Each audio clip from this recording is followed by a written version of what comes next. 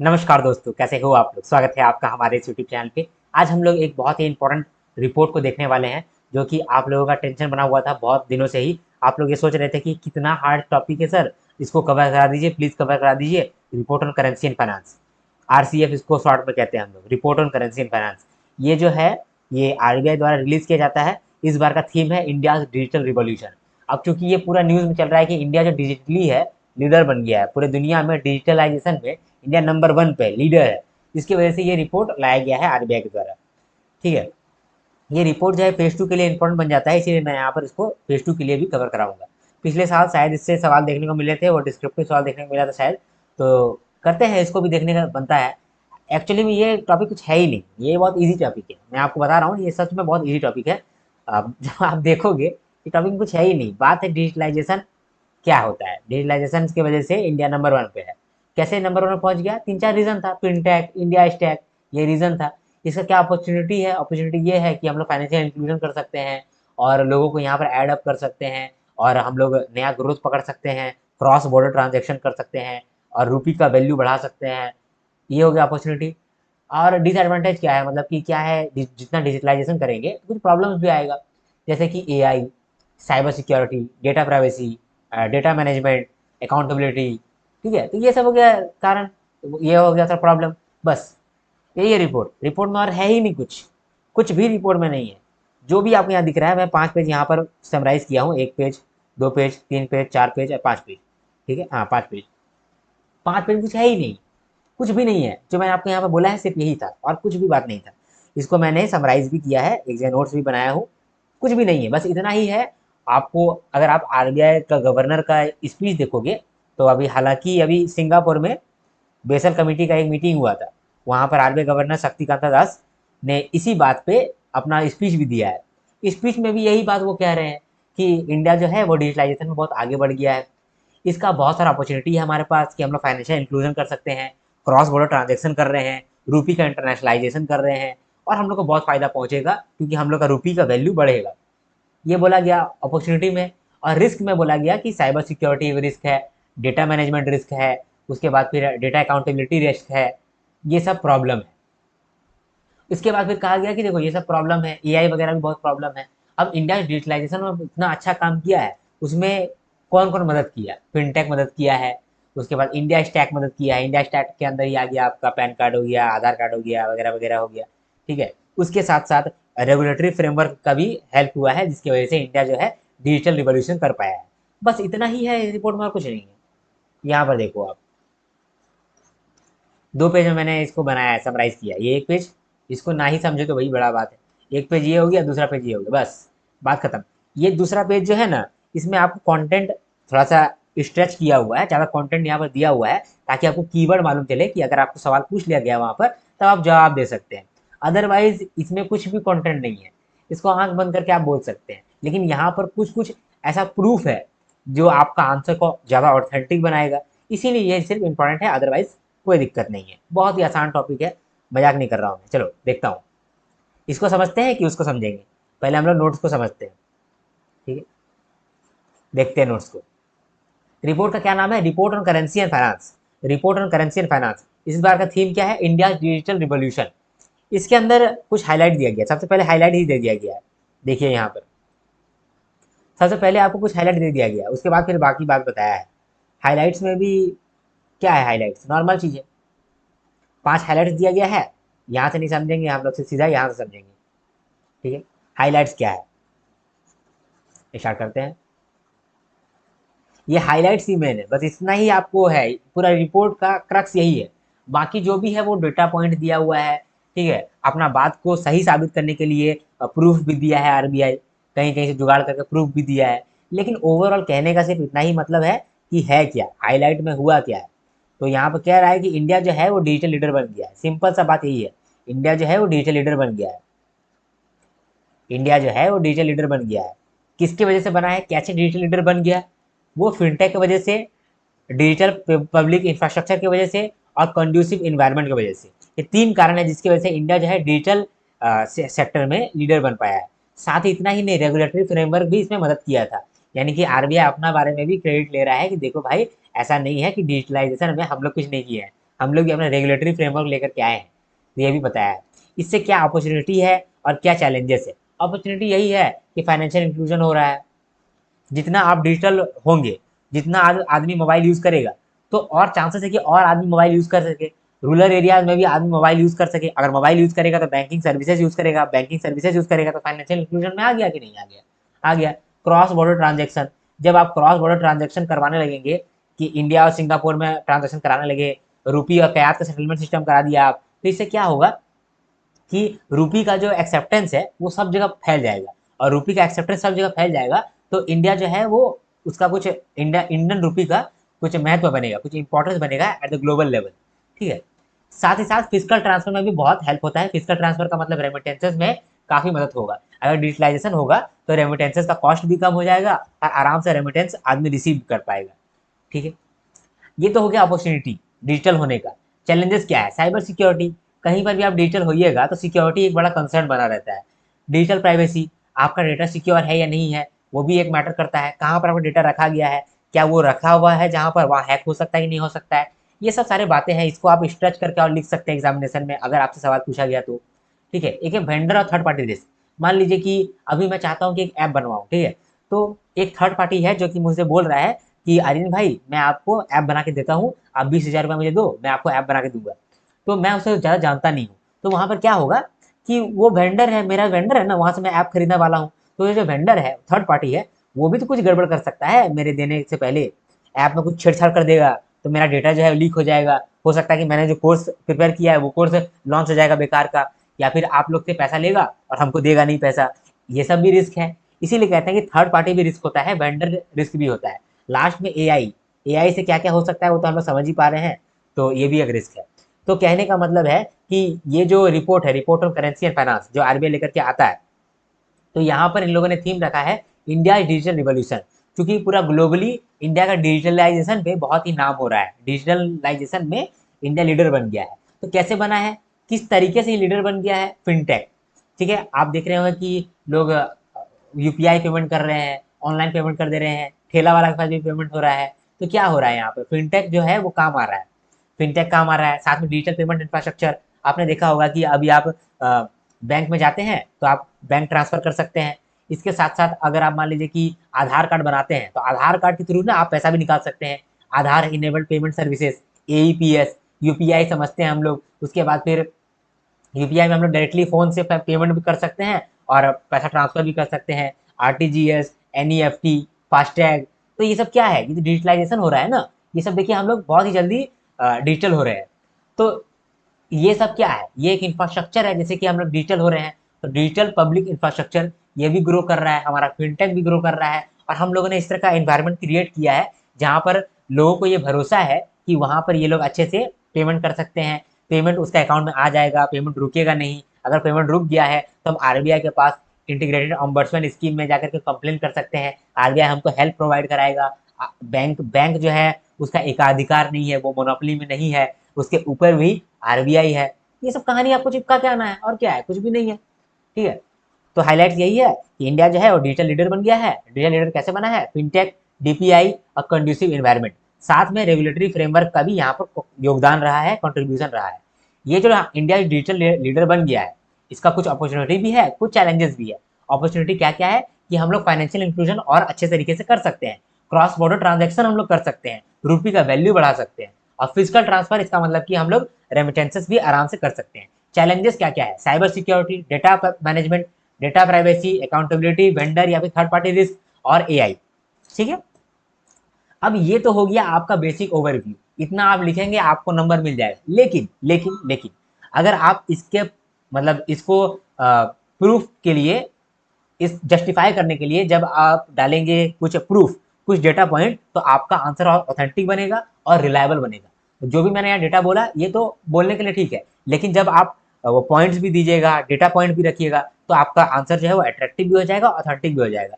तो इसके लिए आरबीआई ने भी पूरा डेटा दिया गया है। ठीक है।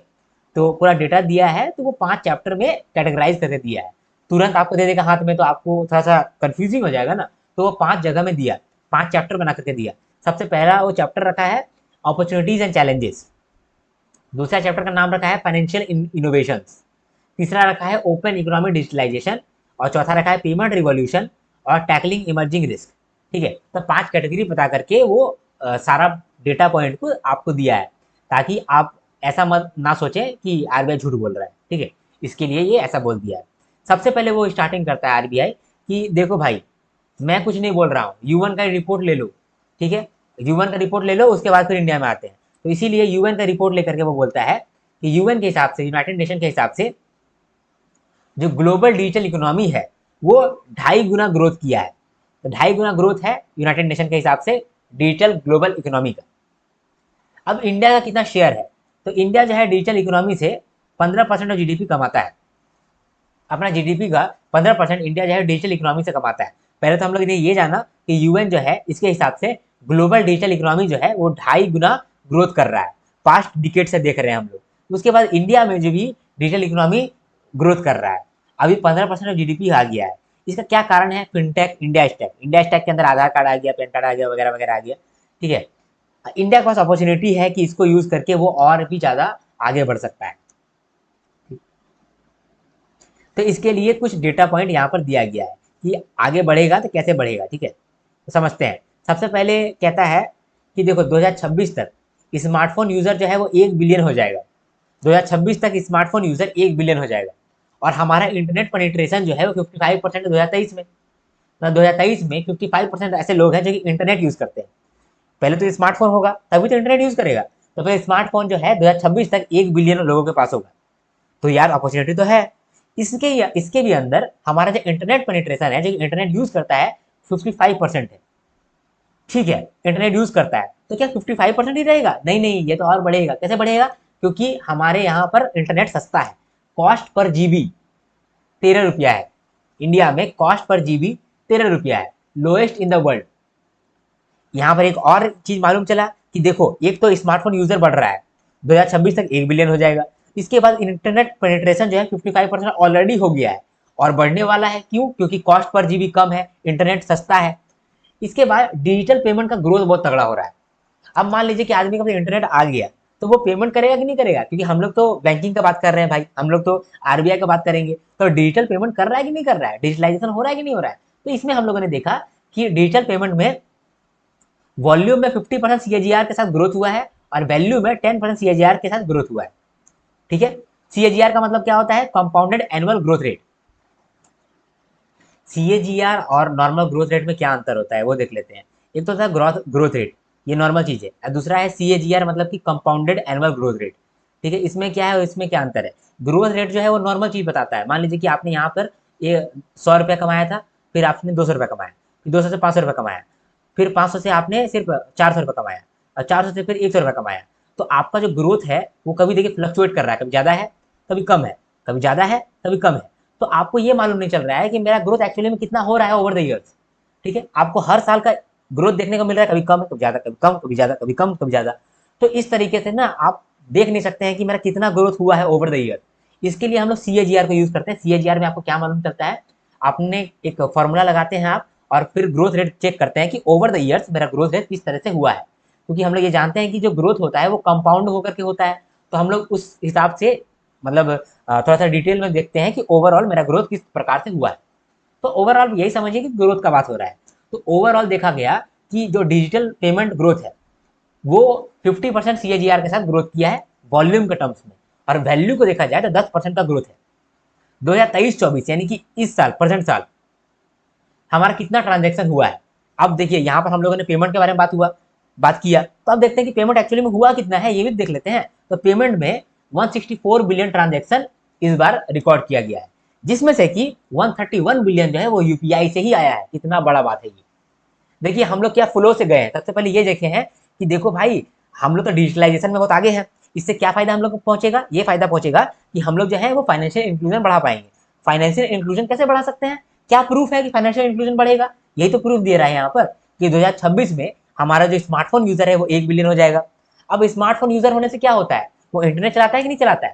तो ये मालूम चला कि 2023 में इंटरनेट पेनिट्रेशन जो है 55% है, लेकिन ये बढ़ने वाला है। क्यों बढ़ने वाला है? क्योंकि कॉस्ट पर जीबी कम है। इंटरनेट का जो कॉस्ट होता है वो लोएस्ट है इन द वर्ल्ड। इंडिया में 1 जीबी को लेने के लिए आपको 13 रुपया एवरेज में देना पड़ता है।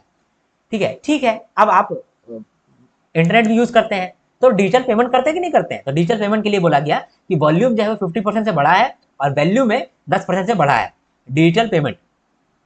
तो डिजिटल पेमेंट बढ़ा है, थोड़ा उसके बारे में और डेटा दे दो। तो यही बताया गया कि 2023-24 में 164 बिलियन ट्रांजेक्शन हुआ है डिजिटली, उसमें से 131 बिलियन ट्रांजेक्शन जो है वो यूपीआई के थ्रू हुआ है। बड़ी बात है, ठीक है, ये भी हम लोगों ने जाना। इसके साथ हम लोग देखें कि कौन कौन सा देश ये काम कर पा रहा है, कौन कौन सा देश इंडिया के जैसा ही ग्रोथ कर रहा है। तो ब्रिक्स कंट्रीज जो है, ब्रिक्स कंट्रीज में कैशलेस पेमेंट जो है वो बढ़ता जा रहा है, ये भी आपको ध्यान देना पड़ेगा। साथ में India Malaysia Thailand, India Malaysia Thailand IMT, ये जो कि सर्विस ओरिएंटेड इकोनॉमी है, यहाँ पर सर्विस बहुत ज़्यादा चलता है। तो ये लोग जो है ना फॉरवर्ड लिंकेज करके डिजिटल ट्रांजेक्शन बढ़ा रहा है, मतलब डिजिटलाइजेशन बढ़ा रहा है। एग्जाम्पल मैं बताता हूँ कि मान लीजिए कि इंडिया हो गया या मलेशिया हो गया या थाईलैंड हो गया, ये लोग क्या करता है, ये सर्विस देता है। सर्विस में कैसा सर्विस होता है, मान लीजिए कि एक सर्विस है मेंटरशिप का, मैं मेंटरशिप का सर्विस देता हूँ। ये चीज़ जो है मैं ऑफलाइन देता था, अब चूंकि डिजिटलाइजेशन हो गया है तो मैं ये ऑनलाइन कर दूंगा, यानी कि फॉरवर्ड लिंकेज कर दूंगा। फॉरवर्ड लिंकेज का मतलब कि आगे का जो भी सर्विस है उस सर्विस को मैं लिंक करके आपको दे रहा हूँ, इंटरनेट को यूज करके मैं आपको सर्विस दे रहा हूँ।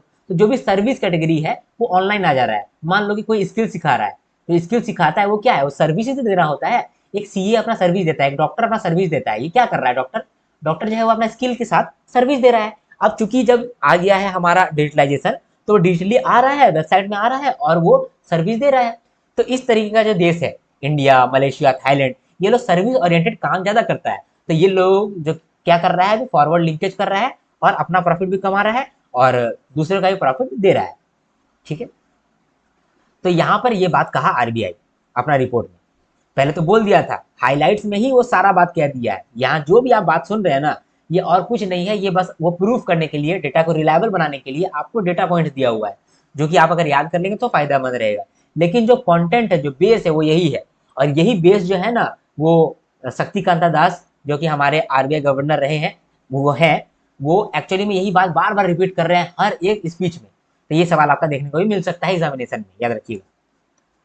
तो ये हम लोगों ने देखा कि प्रूफ के लिए आप कह सकते हैं कि 2026 में 1 बिलियन स्मार्टफोन यूजर होने वाला है, जिसमें से कि इंटरनेट यूज करने वाले 55% 2023 में है, जो कि बढ़ने वाले हैं। क्यों बढ़ने वाले हैं, क्योंकि कॉस्ट पर जीबी 13 रुपया है, जो कि लोएस्ट इन द वर्ल्ड है इंडिया के अंदर। यही नहीं, सिर्फ डिजिटल पेमेंट भी यहाँ पर ग्रोथ हो रहा है, वॉल्यूम में 50% ग्रोथ है और वैल्यू के टर्म्स में 10% का ग्रोथ है। 2023-24 में कितना ट्रांजेक्शन हुआ है, 164 बिलियन ट्रांजेक्शन हुआ है, जहां पर 164 बिलियन के अंदर 131 बिलियन जो है वो यूपीआई के थ्रू हुआ है। ब्रिक्स कंट्रीज में कैशलेस पेमेंट बढ़ गया है और इंडिया मलेशिया थाईलैंड यहाँ पर जो कि सर्विस ओरिएंटेड है ये इकोनॉमी, यहाँ पर फॉरवर्ड लिंकेज के साथ डिजिटलाइजेशन आगे बढ़ रहा है। साथ में यहाँ पर पहला चैप्टर में दो बात और कहा, ये लोग दो बात क्या कहा कि देखो भाई, जेंडर गैप के बारे में भी हम लोग भूल नहीं सकते हैं, क्योंकि जेंडर डिस्पैरिटी बहुत ज़्यादा पहले से ही है। तो क्या उसमें कुछ हम लोग योगदान दे पा रहे हैं, कुछ ठीक हो रहा है कि नहीं हो रहा है जेंडर गैप। तो एक्सेसिबिलिटी का जो जेंडर गैप है वो ज़्यादा है। एक्सेसिबिलिटी का मतलब क्या होता है कि लोग कितना एक्सेस कर पा रहे हैं। अब जैसे कि देखिए, डिजिटलाइजेशन में कितना लड़की और कितना लड़का, इन लोगों में कितना गैप है एक्सेस करने में। तो आप देखोगे कि अभी भी गांव में बहुत सारी महिलाएं ऐसी है जिनको मोबाइल चलाना नहीं आता है, बहुत सारी बच्चियां ऐसी हैं जिनको मोबाइल चलाना नहीं आता है, यानी कि वहां तक एक्सेसिबिलिटी पहुंचा नहीं है, वहां तक डिजिटलाइजेशन का एक्सेसिबिलिटी पहुंचा नहीं है। तो जेंडर गैप का जो एक्सेसिबिलिटी है वो तो ज़्यादा है, लेकिन एडॉप्शन ये कम हो गया है, मतलब कि जेंडर गैप इन एडॉप्शन ये कम हो गया है। तो एडॉप्शन में जो भी जेंडर है, फीमेल हो या फिर मेल हो, सबको एडॉप्ट तो जल्दी जल्दी कर रहा है, जल्दी जल्दी अडॉप्ट करेगा तो जेंडर गैप कम हो जाएगा ना। तो इसीलिए एडॉप्शन के केस में जेंडर गैप बहुत कम है, जेंडर गैप लो है, क्योंकि बहुत सारे लोग, बहुत सारे गांव में भी जो लोग हैं अब धीरे धीरे और आगे बढ़ रहे हैं और मोबाइल यूज कर रहे हैं, डिजिटल पेमेंट कर रहे हैं, ठीक है। अब डिजिटलाइजेशन से बहुत फायदा होता है, जैसे कि लेबर फोर्स पार्टिसिपेशन बढ़ जाता है। अगर मान लीजिए कि डिजिटलाइजेशन आ गया है, ठीक है, अब डिजिटलाइजेशन आ गया है, जो भी महिलाएं जिनका शादी हो गया है वो काम छोड़ने वाली हैं, तो अब वो काम नहीं छोड़ेंगी। क्यों, क्योंकि डिजिटलाइजेशन आ गया है और आप ऑनलाइन भी काम कर सकते हैं, वर्क फ्रॉम होम भी काम कर सकते हैं, तो वो अपना टाइम निकाल कर काम कर पाएंगी, क्योंकि यहाँ पर उनको फ्लेक्सिबिलिटी भी मिलेगा काम करने के लिए और मोबिलिटी बैरियर भी नहीं है। मोबिलिटी बैरियर का क्या मतलब हो गया कि उनको अगर शादी हो गया है मान लीजिए झारखंड में, तो उनको वापस से उत्तर प्रदेश नहीं जाना होगा या फिर कहीं दूसरा जगह नहीं जाना होगा, तो वो अपने घर से भी ये काम कर सकती हैं, अपने घर से वो डिजिटलाइजेशन फॉलो कर सकती हैं, ठीक है। तो ये फायदा है डिजिटलाइजेशन का। डिजिटलाइजेशन से क्या हुआ है, जेंडर गैप इन एडॉप्शन ये कम हुआ है। साथ में लेबर फोर्स पार्टिसिपेशन जो है वो भी बढ़ा है फॉर फीमेल्स। क्यों? क्योंकि फीमेल्स को फ्लेक्सिबिलिटी अब मिल गया है और फीमेल्स को मोबिलिटी बैरियर कम हो गया है। कितना है लेबर फोर्स पार्टिसिपेशन, ये याद रखिएगा। फीमेल का है 41%, मेल का है 78%। ठीक है, तो ये चीज हम लोग समझे। यहाँ पर बात कहा गया जेंडर गैप के बारे में। ये सवाल भी आपको देखने को मिल सकता है क्योंकि यहाँ पर दो सिलेबस को लिंकअप हो रहा है। जेंडर गैप का भी बात हो रहा है और ये रिपोर्ट का भी बात हो रहा है, लास्ट 2 मंथ का भी बात है। तो हर चीज यहाँ पर प्रोबेबिलिटी है कि ये सवाल देखने को मिल सकता है आपको एग्जामिनेशन में। ठीक है, अब देखते हैं इंटरनेशनलाइजेशन ऑफ रिपी, इसके बारे में क्या कहा है उसको भी एक बार हम लोग देख लेते हैं। कहता है आरबीआई आरबीआई कहता है, आरबीआई ये कहता है कि हम लोग जो है वो रूपी का इंटरनेशनलाइजेशन करना चाहते हैं। हम लोग चाहते हैं कि जो भी हमारा प्रॉफिट हो रहा है वो इंटरनेशनलाइजेशन करके और प्रॉफिट बढ़ा दें। ठीक है, तो हम लोग क्या है, हम लोग नेशंस के साथ कोलैबोरेट कर रहे हैं टू डेवलप मॉसिप। ये मॉसिप क्या होता है ये भी हम लोग समझ लेते हैं एक बार। देखिए मॉसिप क्या है, मॉसिप और कुछ नहीं है, इसको हम लोग कहते हैं modular open source identification platform. ठीक है, modular open source identification platform, modular open source identification platform. जैसे कि एक ऐसा प्लेटफॉर्म बनाओ जिसमें कि हर आदमी को तुम आइडेंटिफाई कर पाओ, हर आदमी को आइडेंटिटी दे पाओ। जैसे कि आधार कार्ड, आधार कार्ड में क्या हुआ कि हर आदमी को हम एक आइडेंटिटी दे दिए। एक आइडेंटिटी अगर हम दे देते हैं हर आदमी को तो क्या होगा कि हम लोग ये समझ पाएंगे कि ये आदमी का क्या बैकग्राउंड है। उस आधार पे उसको हम लोग हेल्प कर पाएंगे, उस आधार पे हम लोग उसको कोई भी प्रॉफिट पहुंचा पाएंगे, कोई भी इनिशिएटिव इंसेंटिव दे पाएंगे। इसीलिए कहता है कि हम लोग अलग अलग देशों के साथ मिल करके मौसिफ कर रहे हैं, अलग अलग देशों के साथ मिल करके हम लोग आधार कार्ड के जैसा ही काम करवा रहे हैं। इससे क्या फायदा पहुंचेगा, डिजिटल पेमेंट इंफ्रास्ट्रक्चर जो है वो और डेवलप हो पाएगा और दूसरे देशों के साथ भी हम लोग आपस में जोड़ जुड़ाव हो पाएगा। यूपीआई को हम लोग इंटरलिंक करेंगे तो फास्ट पेमेंट हो पाएगा और फास्ट पेमेंट करना बहुत ही जरूरी है। आरबीआई का इंटीग्रेटेड ऑम्बड्समैन स्कीम भी इसके लिए लाया गया है ताकि डिजिटल पब्लिक इंफ्रास्ट्रक्चर में जो भी प्रॉब्लम आता है उसके लिए आरबीआई सॉल्यूशन लेकर के आ पाए और प्रॉब्लम को आइडेंटिफाई करे और प्रॉब्लम को सॉल्व करने के लिए इनिशिएटिव लेकर के आए, इनिशिएटिव लेकर के आए, है ना। ये सिंपल सा चीज है। तो सबसे पहला चैप्टर में जो कि थोड़ा सा बड़ा चैप्टर है, इसमें आरबीआई कहा कि बहुत सारा अपॉर्चुनिटीज होता है, बहुत सारे चैलेंजेस है, लेकिन सबसे पहले तो यही सुन लो कि यूएन ने कहा है कि ग्लोबल डिजिटल इकोनॉमी जो है वो 2.5% ग्रोथ किया है पिछला 10 सालों में, 5 डिकेड में। और इंडिया जो है, इंडिया भी पीछे नहीं रहा है, इंडिया भी डिजिटल इकोनॉमी में 15% ऑफ जीडीपी जो है डिजिटल इकोनॉमी से ही निकालता है इंडिया। तो जीडीपी का जो 15% है वो डिजिटल इकोनॉमी से इंडिया निकालता है। किस आधार पे, इसका क्या ताकत है इंडिया का जिसकी वजह से वो 15% ऑफ जीडीपी जो है वो डिजिटल इकोनॉमी से लेकर के आ पा रहा है? फिनटेक। ठीक है, फिनटेक और इंडिया स्टैक, यही एक अपॉर्चुनिटी है कि वो और फाइनेंशियल इंक्लूजन कर सकता है। तो फाइनेंशियल इंक्लूजन कर सकता है, ये अपॉर्चुनिटी है, तो इसका थोड़ा प्रूफ बता दो भाई। तो इसीलिए कहा गया कि प्रूफ ये है कि 2026 तक इंडिया में 1 बिलियन स्मार्टफोन यूजर हो जाएगा। और अभी अगर देखा जाए तो स्मार्टफोन यूजर तो है, इंटरनेट यूज करता है कि नहीं करता है? तो हाँ भाई, 2023 का डेटा के हिसाब से 55% जो है वो इंटरनेट यूज करता है, क्योंकि इंटरनेट पेनिट्रेशन जो है वो 55% है। इसके बाद ठीक है, इंटरनेट यूज करता है, आगे भी यूज करेगा कि नहीं करेगा? हाँ करेगा, क्यों नहीं करेगा? क्योंकि यहाँ पर इंटरनेट सस्ता है। कितना है सस्ता है? लोएस्ट इन द वर्ल्ड, पूरे दुनिया में ये लोएस्ट है। कितना रुपया है? 13 रुपया है कॉस्ट पर जीबी।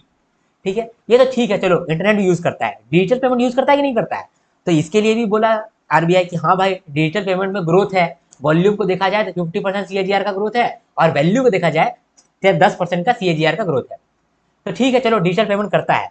कितना किया है इस बार? तो इस बार 2023-24 में 164 बिलियन ट्रांजेक्शन जो है वो डिजिटल हुआ है। उसमें से 131 बिलियन जो है वो यूपीआई के थ्रू हुआ है, ये बड़ा बात है। साथ में दूसरा देश का बात किया गया कि ब्रिक्स कंट्रीज जो है वहां पर कैशलेस पेमेंट जो है वो बढ़ रहा है, यानी कि वहां पर लोग जो है वो डिजिटल हो रहे हैं। साथ में इंडिया, मलेशिया, थाईलैंड, यहाँ पर सर्विस ओरिएंटेड इकोनॉमी है, तो इसीलिए यहाँ पर फॉरवर्ड लिंकेज हो रहा है और डिजिटलाइजेशन में शिफ्ट हो रहे हैं ये देश, इंडिया, मलेशिया, थाईलैंड। अब जेंडर गैप के बारे में बात कहा गया कि जेंडर गैप को भी कम करने के लिए डिजिटलाइजेशन बहुत मदद करता है। अभी अगर देखा जाए तो अभी जो एक्सेसिबिलिटी है वो ज़्यादा नहीं हो पाया है, लेकिन एडॉप्शन ज़्यादा हो पाया है। लोग एडॉप्ट ज़्यादा कर रहे हैं डिजिटलाइजेशन को, फीमेल हो चाहे मेल हो, दोनों कोई भी एडॉप्शन जल्दी कर रहा है। तो जेंडर गैप जो है एक्सेसिबिलिटी में ज़्यादा हो सकता है क्योंकि धीरे धीरे करके बढ़ेगा ना, और एडॉप्शन में हमारा जेंडर गैप है वो कम है, यानी कि डिजिटलाइजेशन जो है वो अडॉप्ट कर ले रहे हैं हम लोग, जल्दी से जल्दी कर ले रहे हैं। डिजिटलाइजेशन से फायदा है कि यहाँ पर लेबर फोर्स पार्टिसिपेशन भी बढ़ता है। जो महिलाएं पहले काम नहीं कर पाती थी क्योंकि उनका शादी हो गया, दूसरी जगह चली गई हैं, तो अब वो कर सकती हैं क्योंकि फ्लेक्सिबल टाइम आवर है, साथ में मोबिलिटी बैरियर भी कम हो गया है, मतलब कि वो कहीं से भी काम कर सकती हैं, वर्क फ्रॉम होम भी कर सकती हैं। इसकी वजह से भी हमारा लेबर फोर्स पार्टिसिपेशन जो है वो बढ़ा है। फीमेल का भी 41% है और मेल का जो है 78% है। ठीक है, साथ में हम लोग इंटरनेशनलाइजेशन ऑफ डीपीआई देखें कि डिजिटल पेमेंट इंफ्रास्ट्रक्चर को हम लोग इंटरनेशनलाइजेशन करना चाहते हैं, जिससे क्या फायदा पहुंचेगा कि हमारा जो यूपीआई है वो बहुत देशों तक इंटरलिंक हो जाएगा और हमारा पेमेंट सिस्टम आसान हो पाएगा, फास्ट हो पाएगा। हम लोग डॉलर पे ज़्यादा इंटरडिपेंडेंट नहीं रहेंगे। ठीक है, ज़्यादा डिपेंडेंसी हमारा नहीं रहेगा। और हम लोग साथ ही साथ कोई प्रॉब्लम होगा इसके लिए हम लोग आरबीआई इंटीग्रेटेड ऑम्बड्समैन स्कीम भी चालू किए हैं, जहाँ से लोग जो है वो हेल्प ले सकता है। ठीक है, कोई प्रॉब्लम होता है तो ये हो गया पहला चैप्टर। दूसरा चैप्टर में कहा गया है फाइनेंशियल इनोवेशन। तीसरा चैप्टर में कहा गया है ओपन इकोनॉमी डिजिटलाइजेशन। चौथा चैप्टर में कहा गया है फाइनेंशियल पेमेंट रिवॉल्यूशन और पांचवा चैप्टर में कहा गया है टैकलिंग इमर्जिंग रिस्क। तो फाइनेंशियल इनोवेशन के बारे में हम लोग देखते हैं। ठीक है, क्या है फाइनेंशियल इनोवेशन? कहता है कि देखो भाई, हम लोग बहुत ही ज़्यादा ग्रोथ कर रहे हैं, ये बहुत अच्छी बात है। तो हम लोगों को और भी ज़्यादा ग्रोथ करना है। और भी ज़्यादा ग्रोथ कैसे कर सकते हैं, फाइनेंशियल इंक्लूजन हम लोग और ज़्यादा कैसे कर सकते हैं, उसको करने के लिए हम लोग को फाइनेंशियल इनोवेशन करना पड़ेगा। फाइनेंशियली हम लोगों को बेटर तरीके से अपने आप को प्रेजेंट करना पड़ेगा, बेटर तरीके से अपने आप को मतलब फैलाना पड़ेगा। कैसे फैला सकते हैं? तो यहाँ पर आरबीआई कहता है कि देखो एक हॉलमार्क है, वही हॉलमार्क से फाइनेंशियल इनोवेशन होता है। मोस्टली देखा गया है कि जो भी बैंक्स होते हैं या फिर एनबीएफसी होता है, जब ये लोग कोलैबोरेट करता है फिनटेक कंपनी के साथ या फिर बिग टेक्स के साथ, यानी बड़ा बड़ा टेक्नोलॉजी कंपनीज के साथ, तब जाकर के फाइनेंशियल इनोवेशन होता है। कैसे कैसे होता है ऐसा? कि जब मान लीजिए कि बैंक्स जो है अपना सर्विसेज दे रहा है कोलैबोरेशन करके किसी फिनटेक कंपनी के साथ, तो फिनटेक को तो ग्रोथ करना है, फिनटेक को तो अपना कंपटीशन से आगे बढ़ना है। तो फिनटेक जो है वो क्या करता है, वो इनोवेशन लेकर के आता है, वो नया नया चीज लेकर के आता है, जैसे कि पी टू पी लेंडिंग, ठीक है, peer to peer lending, account aggregator, trade receivable e discounting system, open credit enabled networks. तो ये क्या है, ये सब क्या है? ये सब और कुछ नहीं है, ये सब एक इनोवेशन है जो कि फिनटेक्स लेकर के आता है विद कोलैबोरेशन टू बैंक्स। ठीक है, तो बैंक्स के साथ जब फिनटेक या बिग टेक आता है, तो फिनटेक और बिग टेक अपना फायदा कराने के लिए इनोवेशन भी करता है। इनोवेशन जैसे कि P to P lending, account aggregator, TReDS platform, तो इस तरीके का ये लोग इनोवेशन भी करता है। इससे बेनिफिट किसको पहुंचता है? दो आदमी को बेनिफिट पहुंचता है। एक तो बैंक्स को भी बेनिफिट पहुंचता है, क्योंकि बैंक के पास भी बहुत सारा इन्फॉर्मेशन आ गया, बहुत सारा डेटा आ गया और बहुत सारा टेक्नोलॉजी भी आ गया। तो बैंक्स भी डेवलप करता है, साथ में बेनिफिट जो है वो कस्टमर को भी मिलता है। क्या, कैसे मिलता है? कस्टमर सर्विस बढ़ जाता है। आप चैटबॉट यूज कर रहे हैं, अगर कोई बैंक जो है वो चैटबॉट यूज कर रहा है, तो किसको फायदा होगा?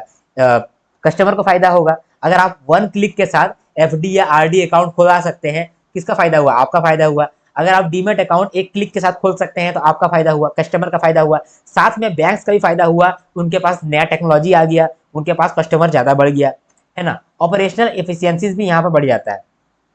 मान लीजिए कि कुछ काम आप डिजिटली कर सकते हैं विद द ऐप, तो बैंक में भीड़ नहीं होगा, ब्रांच में भीड़ नहीं होगा, तो ब्रांच में जो काम होगा वो अच्छे तरीके से मैनेज हो पाएगा।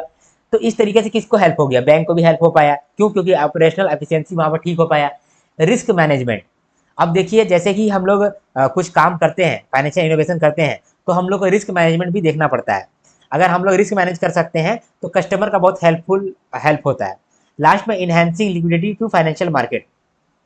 अगर मान लिए कि बहुत सारे लोग जो है वो फाइनेंशियल मार्केट में नहीं जा पा रहे थे, क्योंकि सिस्टम जो है वो बहुत गड़बड़ था। आपको जाकर दलाल स्ट्रीट जाना पड़ता, डी स्ट्रीट जाना पड़ता, वहां से आप शेयर खरीदते। अभी क्या हो गया है कि बैंक ने कोई फिनटेक कंपनी के साथ, जैसे कि जीरोधा हो गया, उसके बाद फिर इसी तरह का कोई कंपनी होता है ना, अपस्टॉक्स हो गया, इसके साथ मिल करके नया नया टेक्नोलॉजी लेकर के आ गए हैं, जहां पर क्या कर रहे हैं ये लोग? फाइनेंशियल इनोवेशन कर रहे हैं। फाइनेंशियल मार्केट में भी आप आराम से जा सकते हैं। अगर आप आराम से जा सकेंगे तो इन्वेस्ट करेंगे तो फाइनेंशियल मार्केट में लिक्विडिटी बढ़ेगा, पैसा बढ़ेगा, है ना। तो ये सब फायदा पहुंचता है जब आप फाइनेंशियल इंक्लूजन करते हैं, फाइनेंशियल इनोवेशन करते हैं। ठीक है, यहाँ पर दो बात यहाँ पर कहा गया था। एक कहा गया है एम्बेडेड फाइनेंस के बारे में, एक कहा है फिनटेक अडॉप्शन के बारे में। तो फिनटेक अडॉप्शन में भी इंडिया लीडर है। इंडिया जो है लीडर है, सबसे ज्यादा अडॉप्ट कर रहा है फिनटेक को। बाकी देश एवरेज में कितना कर रहे हैं? वो लोग कर रहे हैं सिर्फ 64%, इंडिया कर रहा है 87%। बहुत अच्छा बात है। इम्बेडेड फाइनेंस क्या होता है? इम्बेडेड फाइनेंस होता है का मतलब है कि कहीं पर आप फाइनेंस को इम्बेड कर दिए, फाइनेंस को घुसा दिए। तो आपने देखा होगा कि कहीं कहीं पर मान लीजिए कि फ्लिपकार्ट चले जाएंगे, अमेजोन चले जाएंगे, तो आप डायरेक्टली वहीं पर पेमेंट कर सकते हैं, उसका प्लेटफॉर्म में ही पेमेंट कर सकते हैं।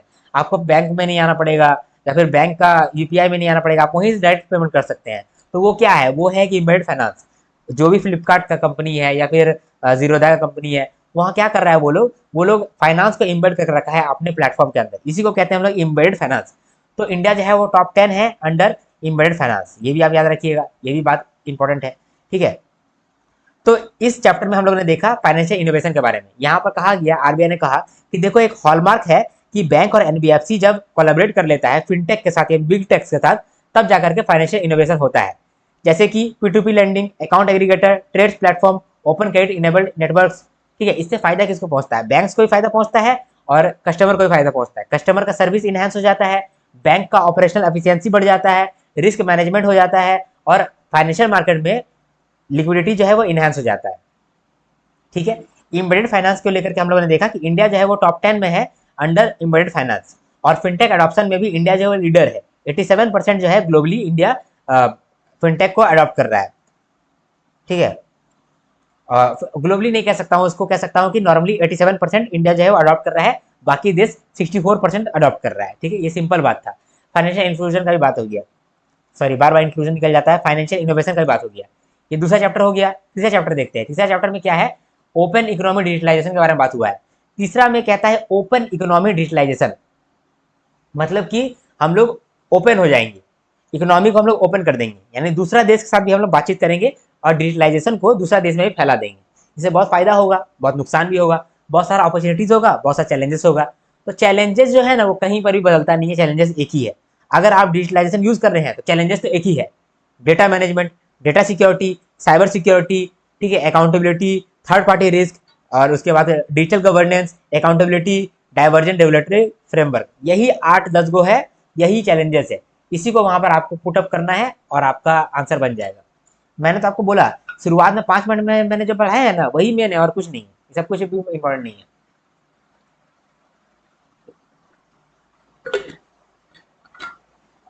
ठीक है,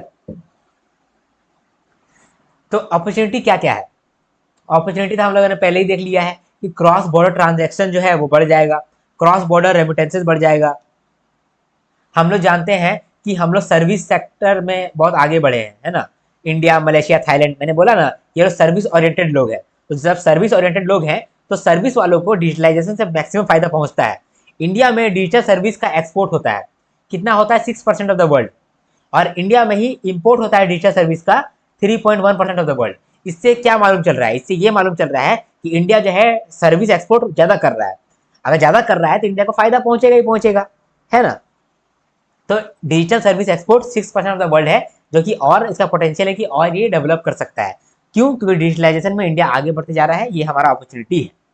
टोटल ट्रेड अगर देखा जाए तो 2020 में 29% of the total trade digital ही हुआ था। ठीक है, तो ये हमारा अपॉर्चुनिटी है।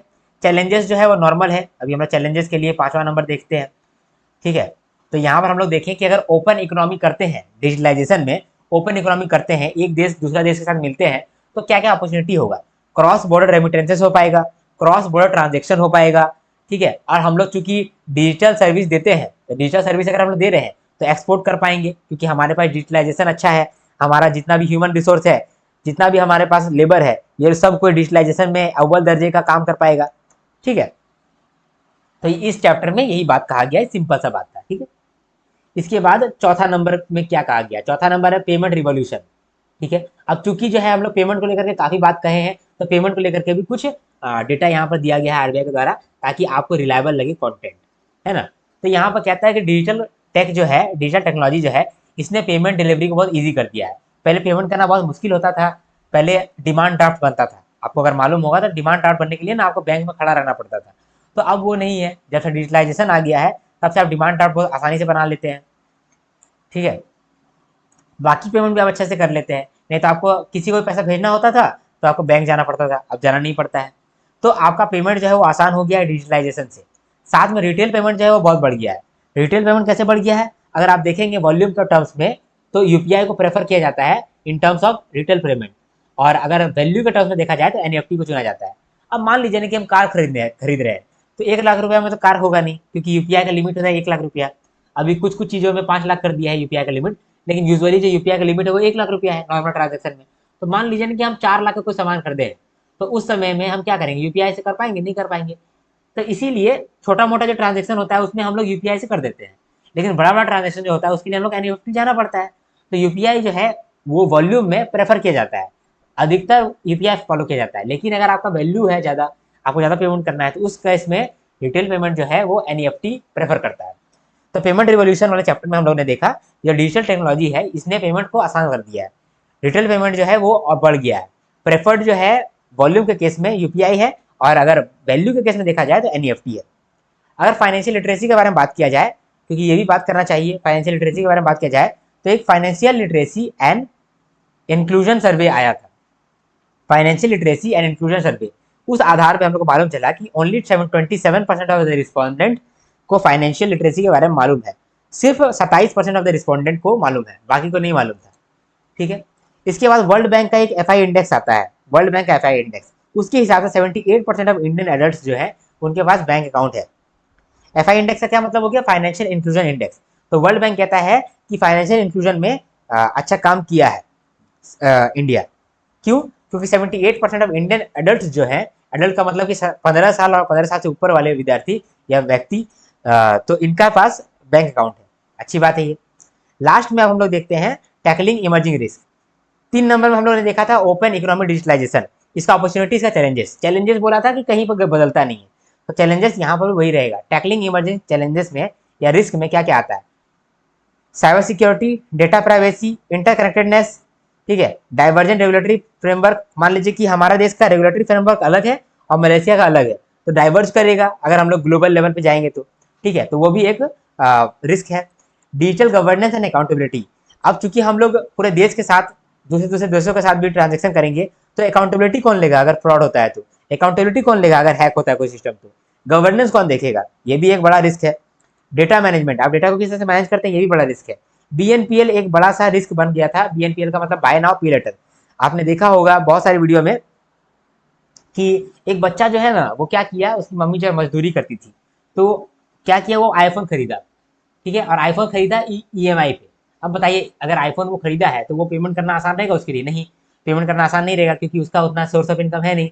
तो फिर भी वो पेमेंट करेगा और कहीं ना कहीं अपने आप को कोसेगा कि जवाब नहीं दे पाएगा, पैसा नहीं लौटा पाएगा, तो रोएगा। इसके लिए सरकार या फिर इंडिया वाला कहता है कि देखो इसको हम लोग जो है ना, बाय नाउ पे लेटर का जो ऑप्शन है, इसको हम लोग एक ऑप्शन की तरह नहीं देखेंगे, इसको अब लोन की तरह देखेंगे। अगर लोन किसको देते हैं हम लोग, लोन देने से पहले हम लोग ड्यू डिलिजेंस चेक करते हैं, क्रेडिट अप्रेजल चेक करते हैं, क्रेडिट इवेल्युएशन चेक करते हैं कि किसी को हम लोग जब लोन दे रहे हैं तो क्या ये चुकता कर पाएगा कि नहीं कर पाएगा। तो वही चीज, वही अप्रोच हमको मानना चाहिए यहाँ पर बीएनपीएल में। और आरबीआई कहता है कि हम लोग मानते भी हैं बाय नाउ पे लेटर के ऑप्शन में, हम लोग जो है ट्रीट करते हैं इसको एज ए क्रेडिट प्रोडक्ट। ठीक है। ई कॉमर्स में अभी बीएनपीएल का शेयर जो है वो 3% इन इंडिया है और 5% ग्लोबली है। 3% इंडिया में है, तीन तिगाड़ा काम बिगाड़ा, बार बार मैंने बोला है ना। ठीक है, तो यहाँ पर मैंने डिस्कस किया, सब कुछ डिस्कस कर लिया। ठीक है, एक बार मैं आपको रीड करके दिखाता हूँ, यहाँ पर एक बार रीड करा दूंगा तो आपको क्लियरिटी मिलेगा। ठीक है, वहां पर मैंने आपको कितना, एक पेज में पढ़ा दिया, एक पेज, दो पेज में पढ़ा दिया। यहाँ पर आपको देखने से लग रहा होगा कि 4 पेज 5 पेज है, तो ये सिर्फ देखने से लग रहा है, जब आप पढ़ेंगे तो आपको नहीं लगेगा। ठीक है, थोड़ा सा मैं ब्रेक लेना चाहता हूँ यहाँ पर।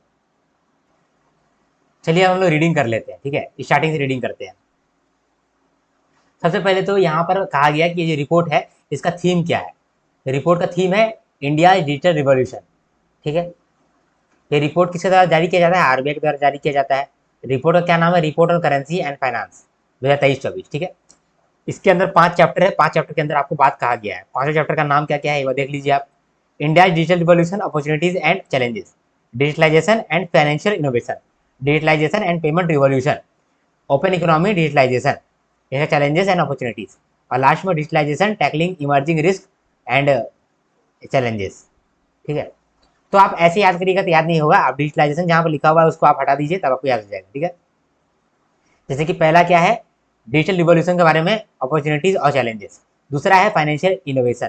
तीसरा है पेमेंट रिवॉल्यूशन। और चौथा है ओपन इकोनॉमिक डिजिटलाइजेशन। और लास्ट है tackling emerging risk and challenges. ठीक है, इन लोगों ने पहले ही अपना हाईलाइट दे दिया है, बोला कि देखो भाई ज़्यादा कुछ कहने के लिए है नहीं, यही है मेन, जो भी है यही मेन है।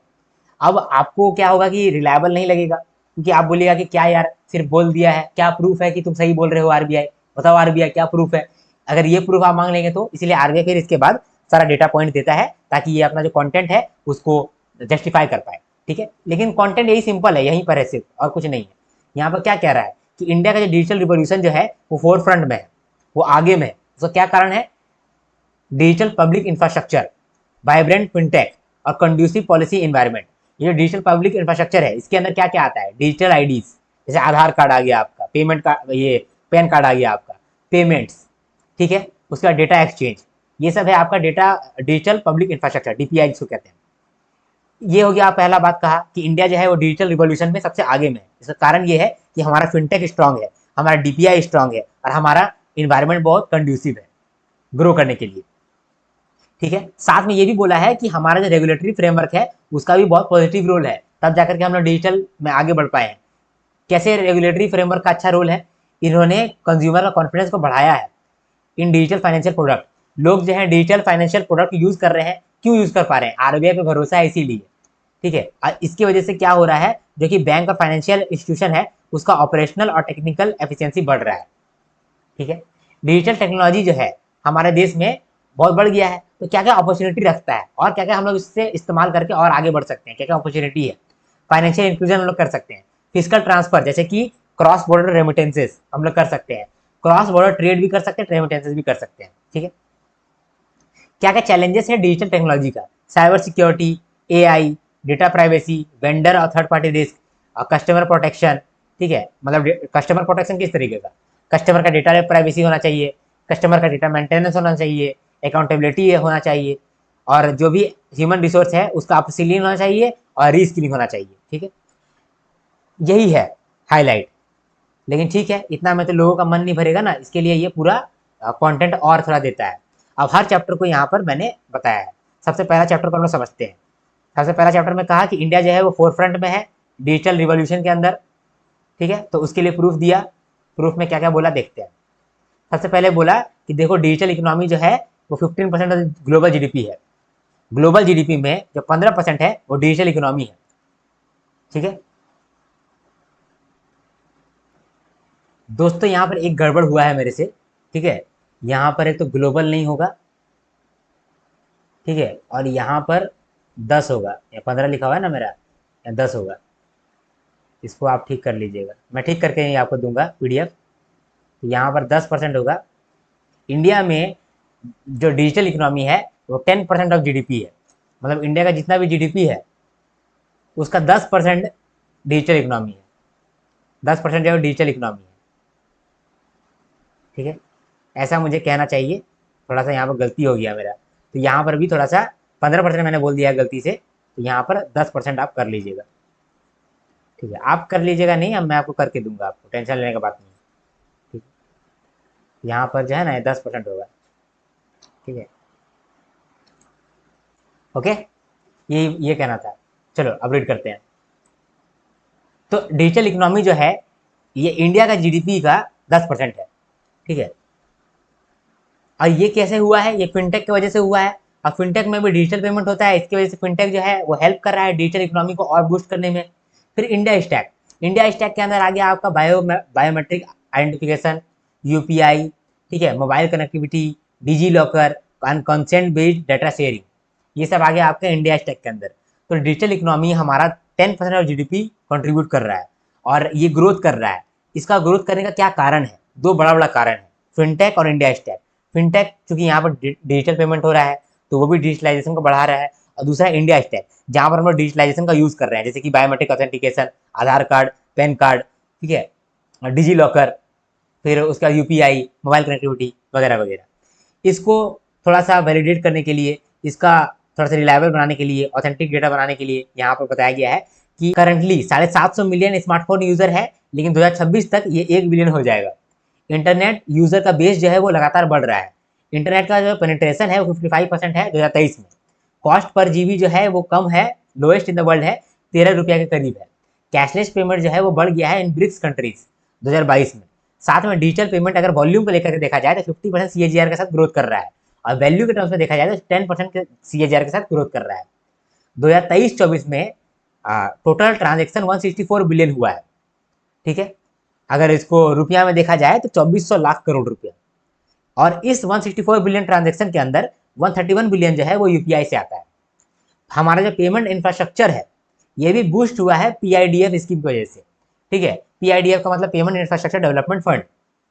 इंडिया, मलेशिया, थाईलैंड, ये तीनों कंट्री जो है वो सर्विस ओरिएंटेड इकोनॉमी रखता है, और इन्होंने फॉरवर्ड लिंकेज करके अपना जो भी काम है उसको डिजिटल कर लिया है। Average cost of data breach जो है अब इंडिया में it is less than global average cost of 2.18 million US dollars. तो ये लास्ट वाला डेटा को आप थोड़ा बहुत देख सकते हो ऊपर ऊपर, लेकिन ठीक है। तो यहाँ पर हम लोगों ने देखा रीडिंग करने में बड़ा हुज्जत हो रहा है, बड़ा प्रॉब्लम हो रहा है, लेकिन मैंने यहाँ पर जो आपको समझाया था वो कितना ही आपको थॉरली बता दिया था कि कैसे कैसे प्रोसेस हो रहा है हमारा। शुरुआत में हम लोग जानते हैं कि स्मार्टफोन यूज़र जो है वो बढ़ने वाला है, इंटरनेट बढ़ेगा, इंटरनेट बढ़ेगा तो सस्ता भी है तो और बढ़ेगा। चलो इंटरनेट बढ़ भी गया, सस्ता भी हो गया, तो पेमेंट कर रहा है कि नहीं कर रहा है, हाँ पेमेंट भी कर रहा है, उसका प्रूफ भी दे दिया, ठीक है। तो जब आप नोट्स पढ़ोगे तो आपको ईजी लगेगा, ठीक है। इसके बाद फिर global gap in digital India. Global gap क्या है? तो ग्लोबल गैप मतलब जेंडर गैप का बात कर रहे हैं यहाँ पर। तो gender gap in internet adopted, तो जेंडर गैप जो है इंटरनेट अडॉप्शन में वो कम हुआ है। हालांकि एक्सेसिबिलिटी का जेंडर गैप जो है वो ज़्यादा है, लेकिन इंटरनेट अडॉप्शन का जो जेंडर गैप है वो कम है, ठीक है। और डिजिटलाइजेशन की वजह से हमारा लेबर फोर्स पार्टिसिपेशन रेट भी बढ़ गया है। मॉस्पी के अकॉर्डिंग फीमेल का जो पार्टिसिपेशन रेट है 41% है और मेल का 78% है। अब चूंकि जब डिजिटलाइजेशन होगा तो फीमेल को फ्लेक्सिबिलिटी मिलेगा, मोबिलिटी बैरियर इनका कम होगा, तो क्या होगा, ये लोग आसानी से काम कर पाएंगी, और एक बार काम कर पाएंगी तो क्या होगा, जो जेंडर गैप है वो कम हो जाएगा, ठीक है। डिजिटल टेक्नोलॉजी इन फाइनेंस, हम लोग डिजिटल टेक्नोलॉजी भी कर रहे हैं फाइनेंस में, मतलब कि क्या कर रहे हैं हम लोग, फाइनेंशियल सपोर्ट देते हैं या फिर फाइनेंस करते हैं, लोन देते हैं, और उसको लोन देते हैं जो कि ग्रीन इन्वेस्टमेंट करेगा, उसको लोन देते हैं जो कि इन्वायरमेंट को लेकर के अच्छा अच्छा काम कर रहा है, उसको ही लोन देते हैं, उसको लोन का सब्सिडी देते हैं जो कि सस्टेनेबल काम कर रहा है, ठीक है। फिर कभी कभी ग्रीन बॉन्ड को हम लोग इशू करते हैं, ग्रीन इन्वेस्टमेंट को प्रमोट करते हैं, सस्टेनेबल डेवलपमेंट को भी प्रमोट करते हैं। इंटरनेशनलाइजेशन ऑफ डीपीआई, हम लोग दूसरे नेशन के साथ कोलैबोरेशन करते हैं ताकि हम लोग डेवलप कर पाए डिजिटल आइडेंटिटी सॉल्यूशन अंडर मॉसिप। मॉसिप मतलब modular open source identity platform. इसके बारे में आपसे पूछ सकता है कि ये मॉसिप क्या है। देखिए मॉसिप क्या है, मॉसिप का मतलब कि जिस तरह से हम लोगों ने आधार बनाया है उस तरीके से फिर दूसरा कंट्री के साथ कोलैबोरेट करके हम लोग एक आइडेंटिटी प्लेटफॉर्म बनाना चाहते हैं, जिसमें कि हम लोगों को आइडेंटिटी के बारे में बेसिक आइडिया हो सके। हर हर नागरिक के बारे में अगर हमको आइडेंटिटी रहेगा तो उससे क्या फ़ायदा मिलेगा, उससे रिलेटेड हम लोग कुछ काम लेकर के आ पाएंगे, कुछ स्कीम्स लेकर के आ पाएंगे, ठीक है।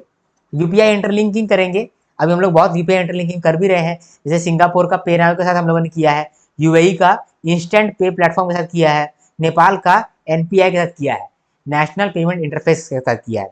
साथ में आरबीआई का इंटीग्रेटेड ऑम्बड्समैन स्कीम भी जो आया हुआ है ना, वो भी बहुत हेल्प कर रहा है हमारा डीपीआई को इंटरनेशनलाइजेशन करने में। अगर आप देखेंगे तो आरबीआई का जो इंटीग्रेटेड ऑम्बड्समैन स्कीम है, यहाँ पर जो भी कंप्लेन दायर हुआ है वो मोबाइल से ही हुआ है। इसका मतलब कि मोबाइल लोग यूज़ कर रहे हैं। 20% जो है कंप्लेन वो मोबाइल से आया है, ठीक है, और इलेक्ट्रॉनिक बैंकिंग से आया है आरबीआई इंटीग्रेटेड ऑम्बड्समैन स्कीम के अंदर, ठीक है।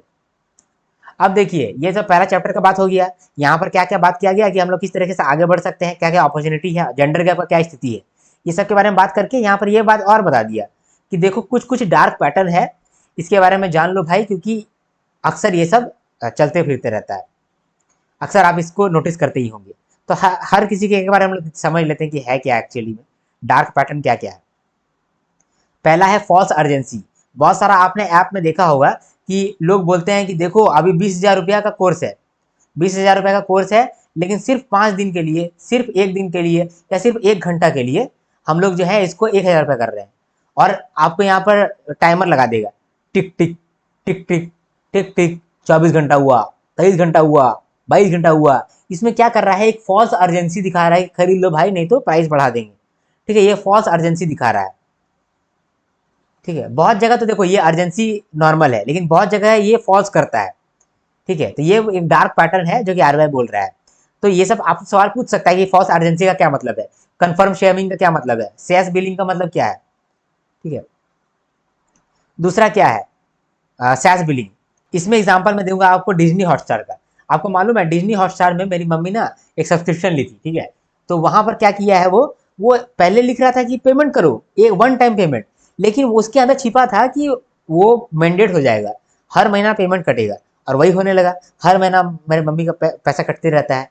तो ये है कि आप दिखा नहीं रहे हैं और रेकरिंग पेमेंट ले रहे हैं। आप पहले बोल नहीं रहे हैं कि हम आपसे रेगुलरली पेमेंट लेंगे, और बाद में आप रेगुलरली पेमेंट ले रहे हैं। कैसे ले रहे हैं, सफ्टली ले रहे हैं, ठीक है, चुपके चुपके से ले रहे हैं, शांति से ले रहे हैं। तो ये भी, इसको हम लोग बोलते हैं सैस बिलिंग। सैस बिलिंग का मतलब कि ये सास की तरह थोड़ा थोड़ा करके थप्पड़ मार रही है आपको, चुपके से थप्पड़ मार रही है सास की तरह, तो सैस बिलिंग इसको कह सकते हैं, ठीक है। अब है फोर्स्ड एक्शन। कभी कभी क्या होता है ना कि आपको कोई कोई काम जानबूझ के करवा देता है कोई कोई वेबसाइट, ठीक है। आपने देखा होगा जब भी आप कोई मूवी डाउनलोड करने के लिए जाइएगा, तो आप क्रोम में मूवी डाउनलोड करने के लिए जाइएगा ना, तो अपने टैब खुलने लगेगा, एक टैब, दो टैब, तीन टैब, चार टैब, अपने ऐप डाउनलोड होने लगेगा। तो ये सब क्या है, ये फोर्स्ड एक्शन है, ठीक है। इसके बाद एक है कन्फर्म शैमिंग, ठीक है। इसमें क्या होता है कि आपको बोलेगा कि ये सब्सक्रिप्शन अगर आप नहीं लोगे तो आप फेल हो जाओगे, ठीक है। अगर ये सब्सक्रिप्शन नहीं लोगे तो आपका जिंदगी बर्बाद हो जाएगा। तो इस तरीके का जो बोलता है सब्सक्रिप्शन लेने के लिए आपको गलत इस्तेमाल करता है लैंग्वेज का, उसको हम लोग बोलते हैं कन्फर्म शैमिंग, ठीक है। इसमें बोलेगा कि देखो अगर 3 आदमी को तुमने नहीं भेजा है तो आपका क्या बोलते हैं रिलेटिव का मृत्यु हो जाएगा, तो 3 आदमी को ये मैसेज भेजो और वो आगे 3 आदमी को भेजेगा। तो ये सब जो करता है ये क्या करता है, ये कन्फर्म शैमिंग है, ठीक है। Using language to shame users into making purchases और कंटिन्यूइंग सब्सक्रिप्शन, ठीक है। इसके बाद है bait and switch. Bait and switch का क्या मतलब है, इसमें आप एडवर्टाइज कर रहे हैं कोई चीज और दे रहे हैं कोई चीज। मान लीजिए कि यहाँ पर मैं मस्त एक एआई फोटो जनरेट करके दे रहा हूँ, ठीक है। मैं आपको यहाँ मस्त एआई फोटो जनरेट करके दिया हूँ, ठीक है, यहाँ लिख दिया हूँ एआई। आपको तो बहुत पसंद आया कि यार कितना अच्छा है, तो मैंने बोला कि ये कोर्स खरीद लो। ये जब कोर्स खरीद लोगे तो तुम भी जो है ये सेम चीज बना पाओगे, ठीक है, ये सेम चीज बना पाओगे या फिर सेम चीज तुमको भी मिल जाएगा। लेकिन आपने कैसे बनाया, आपने जब बनाने की कोशिश किया ना तो आपका ऐसे बन गया ऐसे। अब देखिए कह नहीं सकते हैं कि वो सेम टू सेम नहीं है, ठीक है, और सेम टू सेम है ये भी कह नहीं सकते हैं, क्योंकि थोड़ा बहुत तो आपने सही किया है लेकिन मैक्सिमम चीज गलत हो गया। तो इस तरीके का जो डार्क पैटर्न होता है उसको हम लोग बोलते हैं बेट एंड स्विच। मतलब कि आपको बेट कर दिया, आपको थोड़ा धोखा दे दिया। आपने सुना भी होगा यूट्यूब में क्लिक बेट। क्लिक बेट का मतलब क्या होता है, जबरदस्ती बेट करवा दिया, बाहर में दिख रहा था कुछ और है, अंदर में कुछ और ही था, तो बेट करवा दिया, क्लिक बेट करवा दिया, इसी को बोलते हैं bait and switch. Bait and switch, ठीक है। फिर है ड्रिप प्राइसिंग। ड्रिप प्राइसिंग का क्या मतलब होता है, ड्रिप प्राइसिंग का मतलब होता है कि शुरुआत में मैं आपको बोल रहा हूं कि मेरा कोर्स का दाम जो है वो सिर्फ 5,000 रुपया है, ठीक है। तो आप पेमेंट करने के लिए आए, उसके बाद मैं आपको जीएसटी भी दिखा दिया, जीएसटी के साथ साथ ये आपका जो कोर्स है ये दाम बन जाएगा 7,000 रुपया। आप बोलेंगे यार हम तो 5,000 सोच करके आए थे, यहाँ तो 7,000 रुपया ले रहा है। ये क्या है, ड्रिप प्राइसिंग है। आपको बूंद बूंद ड्रिप कर रहा है और पैसा ले रहा है, ठीक है। बीच बीच में एक बार में आपको गिरा नहीं रहा है, बूंद बूंद करके आपको भिगा रहा है, गुस्सा लग रहा है आपको। एक है सब्सक्रिप्शन ट्रैप। ये क्या होता है, अगर आप मान लीजिए कि सब्सक्रिप्शन को कैंसिल करना चाहते हैं तो आपको ऑप्शन ही नहीं मिल रहा है कि सब्सक्रिप्शन को कैंसिल करें। जैसे डिज्नी हॉटस्टार में ऐसा है कि हम कहाँ से कैंसिल करें, हमको मिल ही नहीं रहा है, क्योंकि वो थोड़ा सा हाइड कर दिया है उस चीज को। इस पैटर्न को हम लोग बोलते हैं सब्सक्रिप्शन ट्रैप। फिर एक है इंटरफेस इंटरफेरेंस। इसमें क्या होता है कि हम लोग इंटरफेस ही उसका इस तरह से बना देते हैं, अगर आप मान लीजिए कि वो ऐप खोले हैं, वो इंटरफेस इस तरह का है कि जो भी इंपॉर्टेंट इन्फॉर्मेशन है, ठीक है, जो कि आपको जानना चाहिए वो छोटा सा कहीं पर लिख दिया है, ठीक है। यहाँ पर आपको बोलेगा क्या कि आप ये काम कर लो, कैसे बोलेगा, कैसे मैं बोलूंगा इसको, हाँ, इसको मैं बोल सकता हूँ कि 10% ऑफ, ठीक है, 10% ऑफ लिख दिया है, लेकिन नीचे में लिखा है टर्म्स एंड कंडीशन अप्लाइड, छोटा सा लिखा है, छोटा सा लिखा है अप टू 80 रुपीज। 10% डिस्काउंट है लेकिन अप टू 80 रुपीज। अब मान लीजिए कि हम 1,000 का सामान खरीदे हैं, तो कायदे से हमको 10% डिस्काउंट मिलना चाहिए, यानी कि हमको 100 रुपया मिलना चाहिए, लेकिन हमको कितना मिलेगा, 80 रुपीज में मिलेगा, क्योंकि नीचे में लिखा होता अप टू 80 रुपीज। ये क्या किया, ये मैनिपुलेट कर दिया आपका यूजर इंटरफेस के साथ, जो कि जोमेटो करता है। अगर आपसे सवाल में ये पूछ लेगा डार्क पैटर्न बताओ, क्योंकि हो सकता है कि ये पूछ ले, तब आप क्या करेंगे, ये एग्जाम्पल देंगे जो मैं अभी एग्जाम्पल आपको दे रहा हूँ, ठीक है। जोमेटो का आप एग्जाम्पल देंगे इंटरफेस इंटरफेरेंस में, ठीक है। सब्सक्रिप्शन ट्रैप में आप डिज्नी हॉटस्टार का एग्जाम्पल दे सकते हैं, सैस बिलिंग में आप डिज्नी हॉटस्टार का एग्जाम्पल दे सकते हैं, आप ड्रीम 11 का एग्जाम्पल दे सकते हैं, ठीक है। एक है ट्रिक क्वेश्चन। ट्रिक क्वेश्चन क्या होता है देखिए, यहां पर आपको क्या करता है, आपको सवाल पूछता है और ट्रिक क्वेश्चन देता है। जैसे कि बोलेगा कि नो वन इज अलाउड, नहीं यहां लिखेगा no one is not allowed to do, no one is not allowed to do, no one is not allowed to do. इसका क्या मतलब है समझ रहे हैं? इसका मतलब है कि everyone is allowed to do, लेकिन यहां पर शब्दों का गेम खेला। No one is not allowed to do मतलब कि all one is allowed to do. Trick question इस्तेमाल किया, आपको कंफ्यूज कर दिया ताकि उसका सेल हो सके, यूजर को मिसलीड कर सके। ये भी एक डार्क पैटर्न है, ठीक है। इसके बाद है डिस्गाइज एडवर्टाइजमेंट। एडवर्टाइजमेंट कुछ और कर रहा है और आपको दे कुछ और रहा है, ठीक है। Posting ads of different types and giving you the content of different types, ठीक है। इसके बाद है नैगिंग। नैगिंग में क्या होता है कि आपको इंटरप्शन लगातार मिलते जा रहा है। जैसे कि अगर आप देखेंगे कभी कभी क्या होता है ना कि कभी कभी क्या होता है कि आप कोई ऐड देख रहे थे, तो ऐड में आपका कहीं क्लिक हो गया, तो तुरंत से वो कहीं किसी और प्लेटफॉर्म में लेके चला गया, फिर वहां से कहीं और लेके चला गया, वहां से कहीं और लेके चला गया, और बार बार आपको पॉपअप दे रहा है उसके बारे में कि आपका फोन फटने वाला है, आपका फोन फटने वाला है, जल्दी से जल्दी फोन में वायरस आने वाला है, जल्दी जल्दी फोन को आप रिचार्ज कर लीजिए, रिचार्ज कर लीजिए, पेमेंट कर दीजिए, नहीं तो पुलिस आ जाएगा, पेमेंट कर दीजिए पुलिस आ जाएगा, पेमेंट कर दीजिए पुलिस आ जाएगा। ये क्या है? नैगिंग है और कुछ नहीं। इसको हम लोग नैगिंग कहते हैं। लास्ट में रोग मालवेयर्स। इसमें क्या होता है, आपको एक पॉपअप आएगा और पॉपअप में बोलेगा कि मेरा नाम है clean the phone, clean the phone, clean the phone बोलने लगेगा, क्लीन द फोन, डाउनलोड करो और तो फेक मेलवेयर को हटा दो, ठीक है। ये बोलेगा कि एंटीवायरस हटा दो। जो बोल रहा है एंटीवायरस हटा दो, वही सबसे बड़ा एंटीवायरस है, समझे? आप देखते होंगे जो एंटीवायरस बोलता नहीं है कि हम एंटीवायरस हटा देंगे, अरे बेटा वही सबसे बड़ा एंटीवायरस है। तुम क्या हटाओगे एंटीवायरस को? तुम ही सबसे बड़े एंटीवायरस हो। नहीं, तुम क्या हटाओगे वायरस को? तुम ही सबसे बड़े वायरस हो। तो एंटीवायरस ही सबसे बड़ा वायरस होता है, ठीक है। एक है बास्केट स्नीकिंग। कभी कभी क्या होता है कि मान लीजिए कि आप दो सामान खरीद रहे हैं, ठीक है, तो आप उसको ऐड टू कार्ट किए, ऐड टू कार्ट किए, और वहां पर दो दो सामान और ऐड हो गया आपका। आप दो किताब ऑर्डर किए, तो वहां पर आप देखें कि और एक किताब जो है उसके साथ साथ ऐड हो गया है।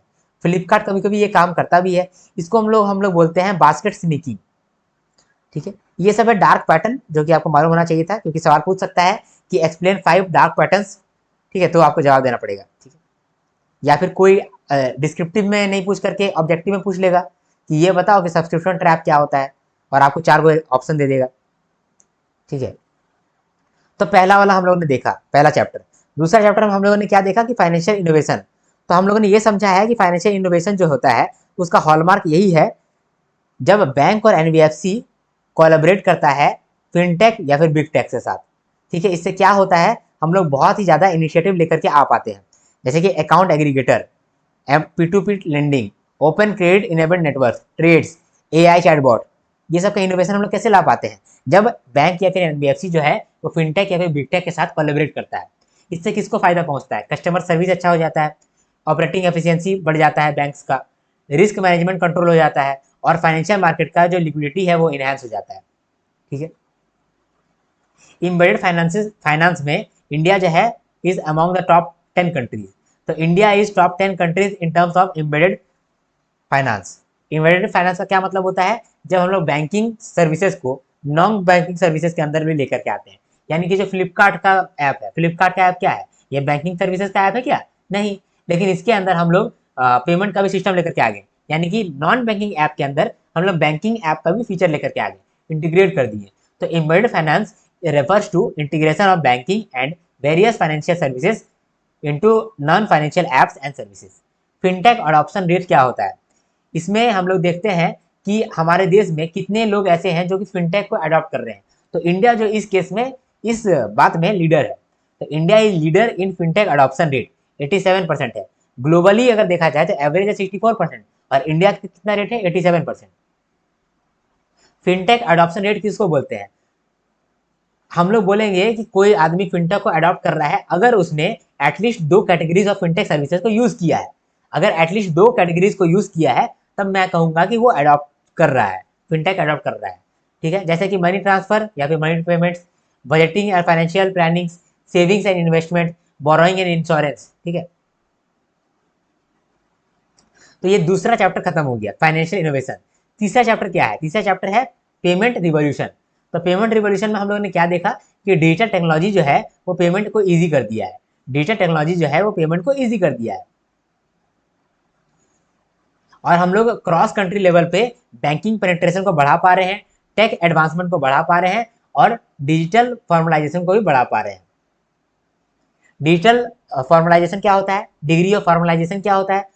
फॉर्मलाइजेशन का मतलब होता है कि कितना सारा ऑर्गेनाइजेशन है जिसको हम लोग रेगुलेटरी फ्रेमवर्क के अंदर लेके आ पा रहे हैं, कितना को हम लोग फॉर्मलाइज कर रहे हैं। बहुत सारा ऐसा ऐसा भी ना, छोटा छोटा ये होता है, कंपनी होता है, छोटा छोटा फिनटेक होता है जो कि ऐसे ही काम कर रहा है।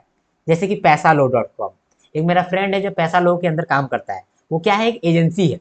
वो एजेंसी को हम लोग कैसे करेंगे? हम लोग फॉर्मलाइज करेंगे। कैसे फॉर्मलाइज करेंगे? उसको आरबीआई के अंदर उसको रेगुलेट कराएंगे। तो ये सब हम लोग कर सकते हैं अगर डिजिटल टेक्नोलॉजी हम लोग इस्तेमाल कर रहे हैं तो चैप्टर 3 जिसका नाम है पेमेंट रिवॉल्यूशन इन इंडिया, यहाँ पर हम लोगों ने देखा कि डिजिटल टेक्नोलॉजी जो है वो पेमेंट को आसान बना दिया है। कंट्री क्रॉस लेवल पे, यानी क्रॉस कंट्री लेवल पे, पूरा कंट्री के लेवल पे बैंकिंग पेनिट्रेशन बढ़ गया है, टेक एडवांसमेंट हो गया है और फॉर्मलाइजेशन का डिग्री भी बढ़ गया है। पेमेंट जो है यहाँ पर बहुत बढ़ गया है। अगर आप रिटेल पेमेंट की बात करेंगे तो रिटेल पेमेंट जो है वो बढ़ गया है। वॉल्यूम में यूपीआई को प्रेफर किया जाता है और वैल्यू के केस में एनईएफटी को प्रेफर किया जाता है। अगर पेपर क्लियरिंग का वॉल्यूम पे देखेंगे तो हमारा पेपर क्लियरिंग होता था पहले, अभी जो है ऑनलाइन क्लियरिंग होने लगा है। जो भी चेक वगैरह होता नहीं है उसका पहले क्लियरेंस होता था, तो क्लियरेंस जो है पहले पेपर फॉर्म में होता था। तो 2005-6 का बात है, 81.9% जो है वो पेपर फॉर्म में होता था, जो कि अभी घट करके 2023-24 में 0.4% रह गया। ये बहुत बड़ा बात है, बहुत बड़ा बात है। इसको आप कहीं ना कहीं कोट कर सकते हैं इस डेटा को भी, कि इंडिया जो है वो पेमेंट रिवॉल्यूशन कर रहा है। पेमेंट पेपर क्लियरिंग कम हो गया है, रिटेल पेमेंट बढ़ गया है, क्रॉस लेवल में हम लोग टेक एडवांसमेंट कर लिए हैं, फॉर्मलाइजेशन का डिग्री भी बढ़ा रहे हैं। ठीक है। फाइनेंशियल लिटरेसी एंड इंक्लूजन सर्वे किया गया है किसके द्वारा? एनसीएफई के द्वारा, national centre for financial education के द्वारा 2019 में। उसमें यही मालूम चला है कि 27% ऑफ द रिस्पॉन्डेंट जो है उनको फाइनेंशियल लिटरेसी का नॉलेज है, सिर्फ 27%। ठीक है। अब ओईसीडी और आईएनएफई मतलब international network for financial education, इनके हिसाब से एक आदमी फाइनेंशियल लिटरेट तब है जब उन्होंने एटलीस्ट 15 आउट ऑफ 22 स्कोर किया है, minimum 3 in financial attitude, 6 in financial behaviour and 6 in financial knowledge. World bank का फाइनेंशियल इंक्लूजन इंडेक्स को देखेंगे, अगर वर्ल्ड बैंक का एफआई इंडेक्स को देखेंगे तब आपको मालूम चलेगा कि 78% ऑफ इंडियन एडल्ट जो है इनके पास बैंक अकाउंट है 2021 के अंदर। इसका मतलब कि फाइनेंशियल इंक्लूजन बढ़ रहा है। 78% ऑफ इंडियन एडल्ट के पास बैंक अकाउंट है। ठीक है, ये हो गया तीसरा चैप्टर। चौथा चैप्टर और पांचवा चैप्टर को देखते हैं। चौथा चैप्टर में क्या कहा गया है कि हमारा क्या क्या अपॉर्चुनिटी है अगर हम लोग इंटरनेशनल जाते हैं, अगर हम लोग ओपन इकोनॉमी डिजिटलाइजेशन कर लेते हैं तो क्या क्या फायदा पहुंचेगा हम लोग को। तो यहाँ पर हम लोग का चैलेंजेस भी बताया गया है, अपॉर्चुनिटीज भी बताया गया है। चैलेंजेस तो हर जगह सिमिलर ही होता है, इसीलिए हम लोग अपॉर्चुनिटीज को देख लेते हैं। तो हम लोगों ने ये देखा कि डिजिटलाइजेशन जो है वो क्रॉस बॉर्डर रेमिटेंसेस का कॉस्ट को कम कर रहा है। जब डिजिटलाइजेशन हो जाएगा तो बाहर से जो पैसा मिलेगा, बाहर से जो पैसा भेजेंगे उसका कॉस्ट कम हो जाएगा, क्योंकि हम लोग अभी यूपीआई का भी इंटरलिंकिंग कर रहे हैं तो वहां से भी कॉस्ट कम पड़ जाएगा। हमारा अगर देखा जाए तो 2020 में टोटल ट्रेड का 29% ट्रेड जो है वो डिजिटली ही हुआ है। ये ऑल इंडिया का बात कर रहे हैं, ऑल इंडिया का बात बोल रहे हैं, ऑल इंटरनेशनली का बात कर रहे हैं, ग्लोबल लेवल पे बात कर रहे हैं। ग्लोबल लेवल पे जो टोटल ट्रेड हुआ है वो उसका 29% जो है वो डिजिटली हुआ है। हमारा इंडिया जो है वो सर्विस एक्सपोर्ट कर रहा है, तो सर्विस एक्सपोर्ट अगर कर रहा है तो डिजिटल सर्विस एक्सपोर्ट करेगा तो और उसको फायदा पहुंचेगा। तो हमारा डिजिटल सर्विस एक्सपोर्ट जो है वो 6% ऑफ द वर्ल्ड है और हमारा डिजिटल सर्विस इंपोर्ट जो है वो 3.1% ऑफ द वर्ल्ड है। ठीक है, ये चैप्टर 4 का बात हुआ। अब चैप्टर 5 में बात कहा गया है कि हम लोग क्या क्या रिस्क को फेस करेंगे, किस तरीके से हम लोग रिस्क को मैनेज करेंगे। ठीक है, क्या क्या रिस्क है। तो साइबर सिक्योरिटी पहला रिस्क है, फिर data privacy, vendor and third party risk, expose impulsive spending. ठीक है, data security, herd behaviour, buy now pay later. जिनका भी बाय नाउ पे लेटर का ऑप्शन लेते हैं उनको बहुत प्रॉब्लम होता है इंडिया में, इसीलिए इंडिया में क्या उसको ट्रीट किया जाता है, बाय नाउ पे लेटर को ट्रीट किया जाता है एज ए क्रेडिट प्रोडक्ट। और यहाँ पर भी सेम तरीके का ड्यू डिलिजेंस होता है और क्रेडिट अप्रेजल होता है। इंडिया जो है वो टॉप 5 कंट्रीज है in terms of BNPL users, buy now pay later users. अगर बाय नाउ पे लेटर का अगर आप शेयर देखेंगे ई कॉमर्स में 3% है इंडिया में और 5% है ग्लोबली में, ग्लोबल लेवल पे, ठीक है। तो data security, data privacy, vendor and third party risk, expose impulsive spending, data security और herd behaviour. Buy now pay later भी एक रिस्क है इंडिया में, इसको हम लोग as a credit product treat करते हैं और यहाँ पर हम लोग ड्यू डिलिजेंस भी सोचते हैं लगाएंगे और क्रेडिट अप्रेजल स्टैंडर्ड भी लगाएंगे यहाँ पर, ठीक है। इंडिया जो है वो टॉप 5 कंट्री है in terms of BNPL users. BNPL का जो शेयर है ई कॉमर्स में वो 3% है इंडिया में और 5% है ग्लोबली, ठीक है। आरबीआई क्या क्या काम कर रहा है कस्टमर का ट्रांजेक्शन का सेफ्टी के लिए। अब देखो आरबीआई कुछ ना कुछ काम तो करेगा, तो लास्ट चैप्टर में ये बात कह दिया है आरबीआई कि देखो भाई हम लोग बहुत सारा काम कर रहे हैं, एक बार तुम भी देख लो। आरबीआई कहता है कि देखो मैंने कार्ड ऑन फाइल टोकनाइजेशन जारी किया है। इसके अंदर क्या होगा कि जो भी प्लेटफॉर्म है वो किसी भी कस्टमर का बैंकिंग इन्फॉर्मेशन नहीं ले पाएगा, उसका जो भी बैंकिंग इन्फॉर्मेशन होगा वो एक टोकन में चेंज हो जाएगा और वो जो टोकन है वो यूज कर पाएगा कोई भी प्लेटफॉर्म जो है। तो कार्ड ऑन फाइल टोकनाइजेशन करा जाएगा, ठीक है। साथ में लीगल एंटिटी आइडेंटिफायर जो है इसको मैंडेट किया गया है ताकि जो भी हाई वैल्यू ट्रांजेक्शन है उसके बारे में थोड़ा सा ट्रैक रखा जाए। इसके बाद हाई वैल्यू चेक के लिए एक पॉजिटिव पे सिस्टम भी लेकर के आया गया है आरबीआई के द्वारा। साथ में कार्ड ट्रांजेक्शन को आप स्विच ऑन और स्विच ऑफ कर सकते हैं। इसके बाद एडिशनल फैक्टर ऑफ ऑथेंटिकेशन भी यहाँ पर जारी किया गया है। आरबीआई ने अपना एक बुकलेट भी लॉन्च किया जिसका नाम है द अलर्ट फैमिली। कब लॉन्च किया है? मार्च 2024 में, ताकि अवेयरनेस फैलाया जा सके रिगार्डिंग फ्रॉड्स। आरबीआई कहता है कि फ्रॉड से बचे रहिए, है ना। तो यहाँ पर हम लोगों ने पांचों देख लिया, पांचों चैप्टर देख लिया। मैं थक गया बोल बोल करके लेकिन कोई बात नहीं, अभी हम लोग समराइज करेंगे तब जाकर के ये खत्म होगा। अब समराइज करते हैं इस रिपोर्ट को। रिपोर्ट का नाम है report on currency and finance. इस बार का थीम रखा गया है इसमें इंडिया डिजिटल रिवॉल्यूशन। अब चूंकि इंडिया डिजिटल लीडर बन गया है पूरे दुनिया में, डिजिटलाइजेशन पे इंडिया ने बहुत अच्छा काम किया है, सब दुनिया में सबसे आगे इंडिया है अभी डिजिटलाइजेशन को लेकर के। इसीलिए इस बार का थीम इसीलिए रखा गया है इंडिया डिजिटल रिवॉल्यूशन। ये जो रिपोर्ट है ये आरबीआई द्वारा लॉन्च किया जाता है। ये रिपोर्ट में बहुत सारा बात लिखा हुआ नहीं है, शॉर्ट में बात कहा गया है कि इंडिया जो है डिजिटल लीडर बन गया है। उसका कारण है फिनटेक, डीपीआई यानी कि डिजिटल पब्लिक इंफ्रास्ट्रक्चर और कंड्यूसिव इन्वायरमेंट। ये तीन चीजों की वजह से इंडिया डिजिटल लीडर बना है। साथ में रेगुलेटरी फ्रेमवर्क भी है जो कि मदद किया था इनडायरेक्टली। इस वजह से इंडिया जो है डिजिटल लीडर बना है। हमारे पास बहुत अपॉर्चुनिटी है कि हम लोग लीडर बने हैं। क्या क्या अपॉर्चुनिटी है? हम लोग फाइनेंशियल इंक्लूजन को और बढ़ा सकते हैं, क्रॉस बॉर्डर ट्रांजेक्शन कर सकते हैं, क्रॉस बॉर्डर रेमिटेंसेज बढ़ा सकते हैं, फिजिकल ट्रांसफर आराम से कर सकते हैं। लेकिन इसके साथ साथ बहुत सारे चैलेंजेस भी हमारे साथ हैं, जैसे कि जब हम लोग डिजिटलाइजेशन में आते हैं तो एआई, उसके बाद cyber security, data privacy, data management, उसके बाद फिर वेंडर या फिर थर्ड पार्टी रिस्क, ये सारा रिस्क भी आता है साथ ही साथ। तो डिजिटलाइजेशन में बहुत सारा फायदा भी है, बहुत सारा नुकसान भी है। ये इस रिपोर्ट में बस इतना ही कहा गया है। अब इस रिपोर्ट में इतना जब आप कह दोगे, अगर आरबीआई इतना ही रिपोर्ट में सिर्फ लिख देगा तो आप डाउट करोगे कि सर आरबीआई जो है वो क्या झूठ मूठ की बात कर रहा है, बेकार का बात कर रहा है, वो कुछ प्रूफ भी नहीं दे रहा है, अपने मन से बोल दे रहा है क्या कि डिजिटल लीडर बन गया है इंडिया।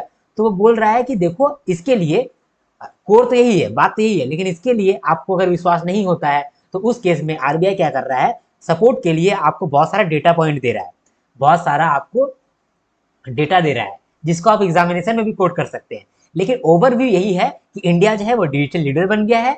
किसकी वजह से? फिनटेक की वजह से, डीपीआई की वजह से, कंड्यूसिव इन्वायरमेंट की वजह से। इसमें रेगुलेटरी फ्रेमवर्क भी क्या बोलते हैं हेल्प किया है, कंट्रीब्यूट किया है। इससे इंडिया डिजिटल लीडर बन गया है। इससे बहुत सारा अपॉर्चुनिटी मिलेगा, जैसे फाइनेंशियल इंक्लूजन हम लोग बढ़ा सकते हैं, क्रॉस बॉर्डर ट्रांजेक्शन बढ़ा सकते हैं और फिजिकल ट्रांसफर भी हम लोग बढ़ा सकते हैं। चैलेंजेस भी कुछ है, cyber security, data privacy, vendor या फिर थर्ड पार्टी रिस्क और एआई। थोड़ा सा और इसको डिटेल में हम लोग यहाँ पर समराइज कर लेते हैं। डिजिटलाइजेशन लीडर बन गया है इंडिया, तो इसका हम लोगों ने समझा कि फिनटेक की वजह से बना है। फिनटेक की वजह से कैसे?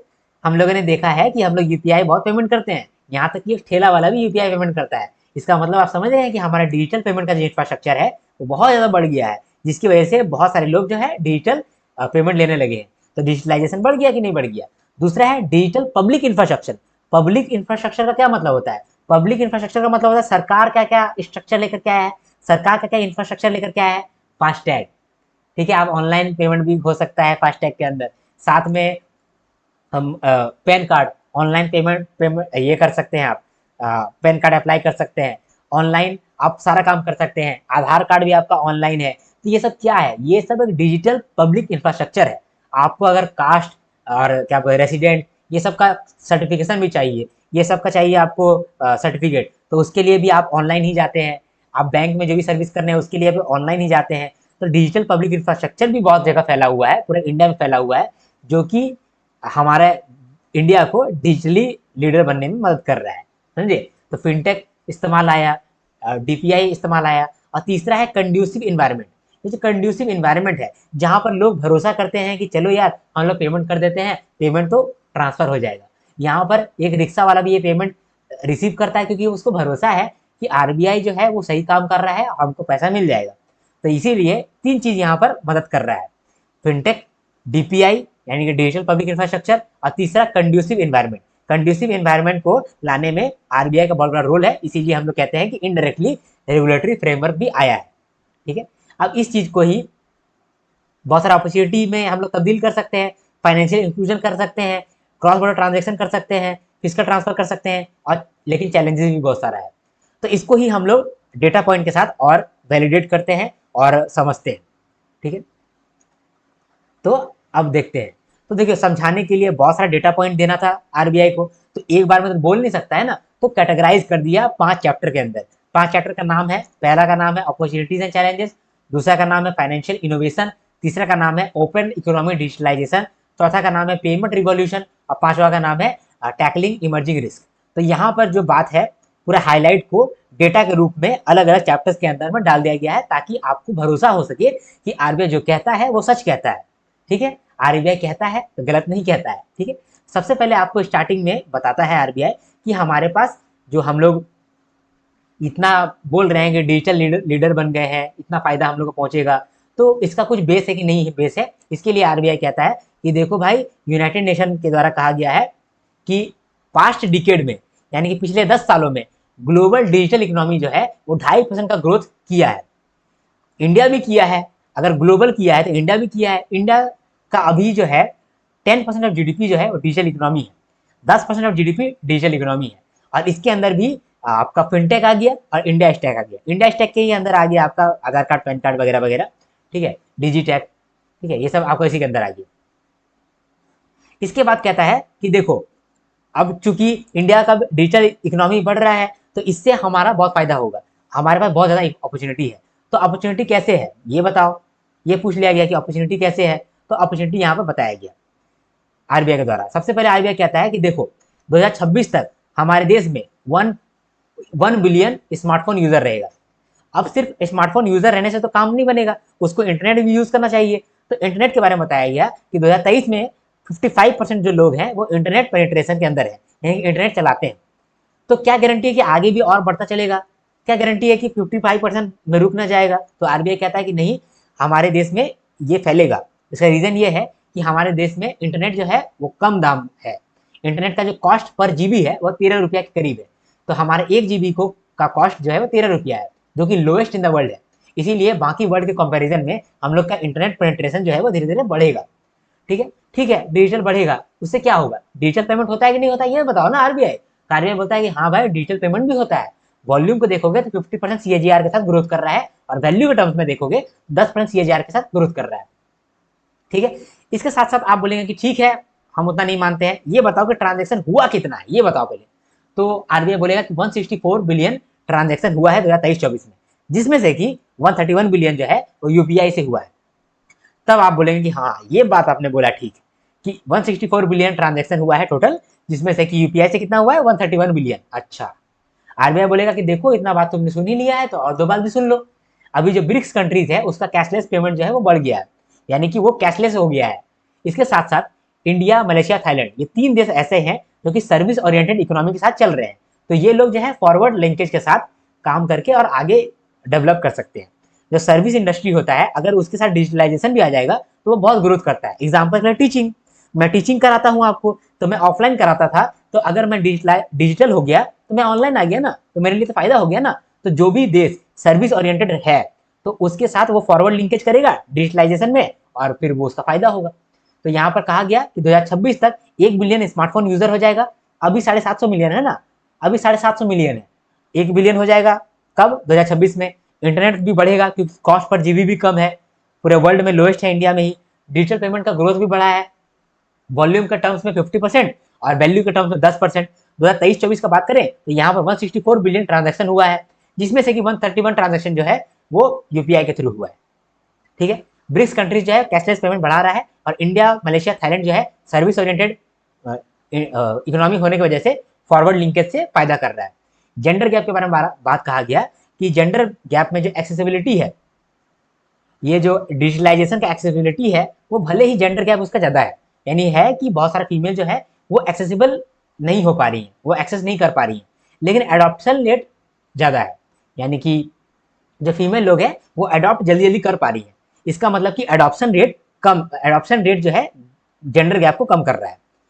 तो जेंडर गैप इन एडॉप्शन वो कम है, और जेंडर गैप इन एक्सेसिबिलिटी वो ज्यादा है।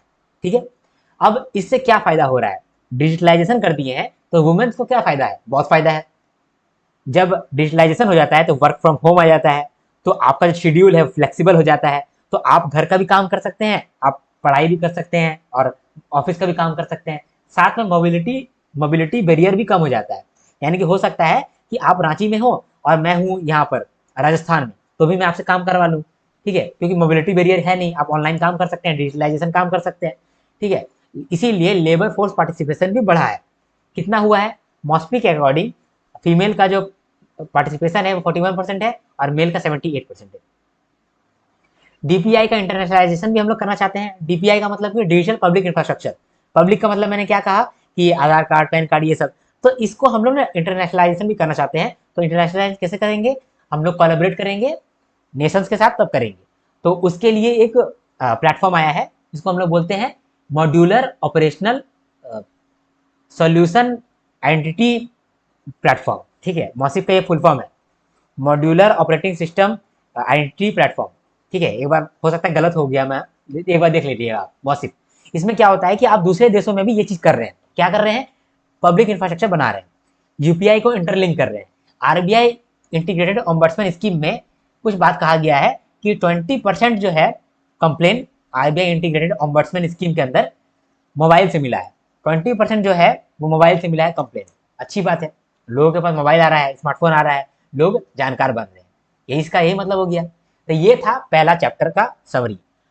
ठीक है, मतलब रिपोर्ट का पहला चैप्टर। रिपोर्ट का दूसरा चैप्टर लिखा हुआ है फाइनेंशियल इनोवेशन। इसमें आरबीआई कहता है कि फाइनेंशियल इनोवेशन बहुत जरूरी है।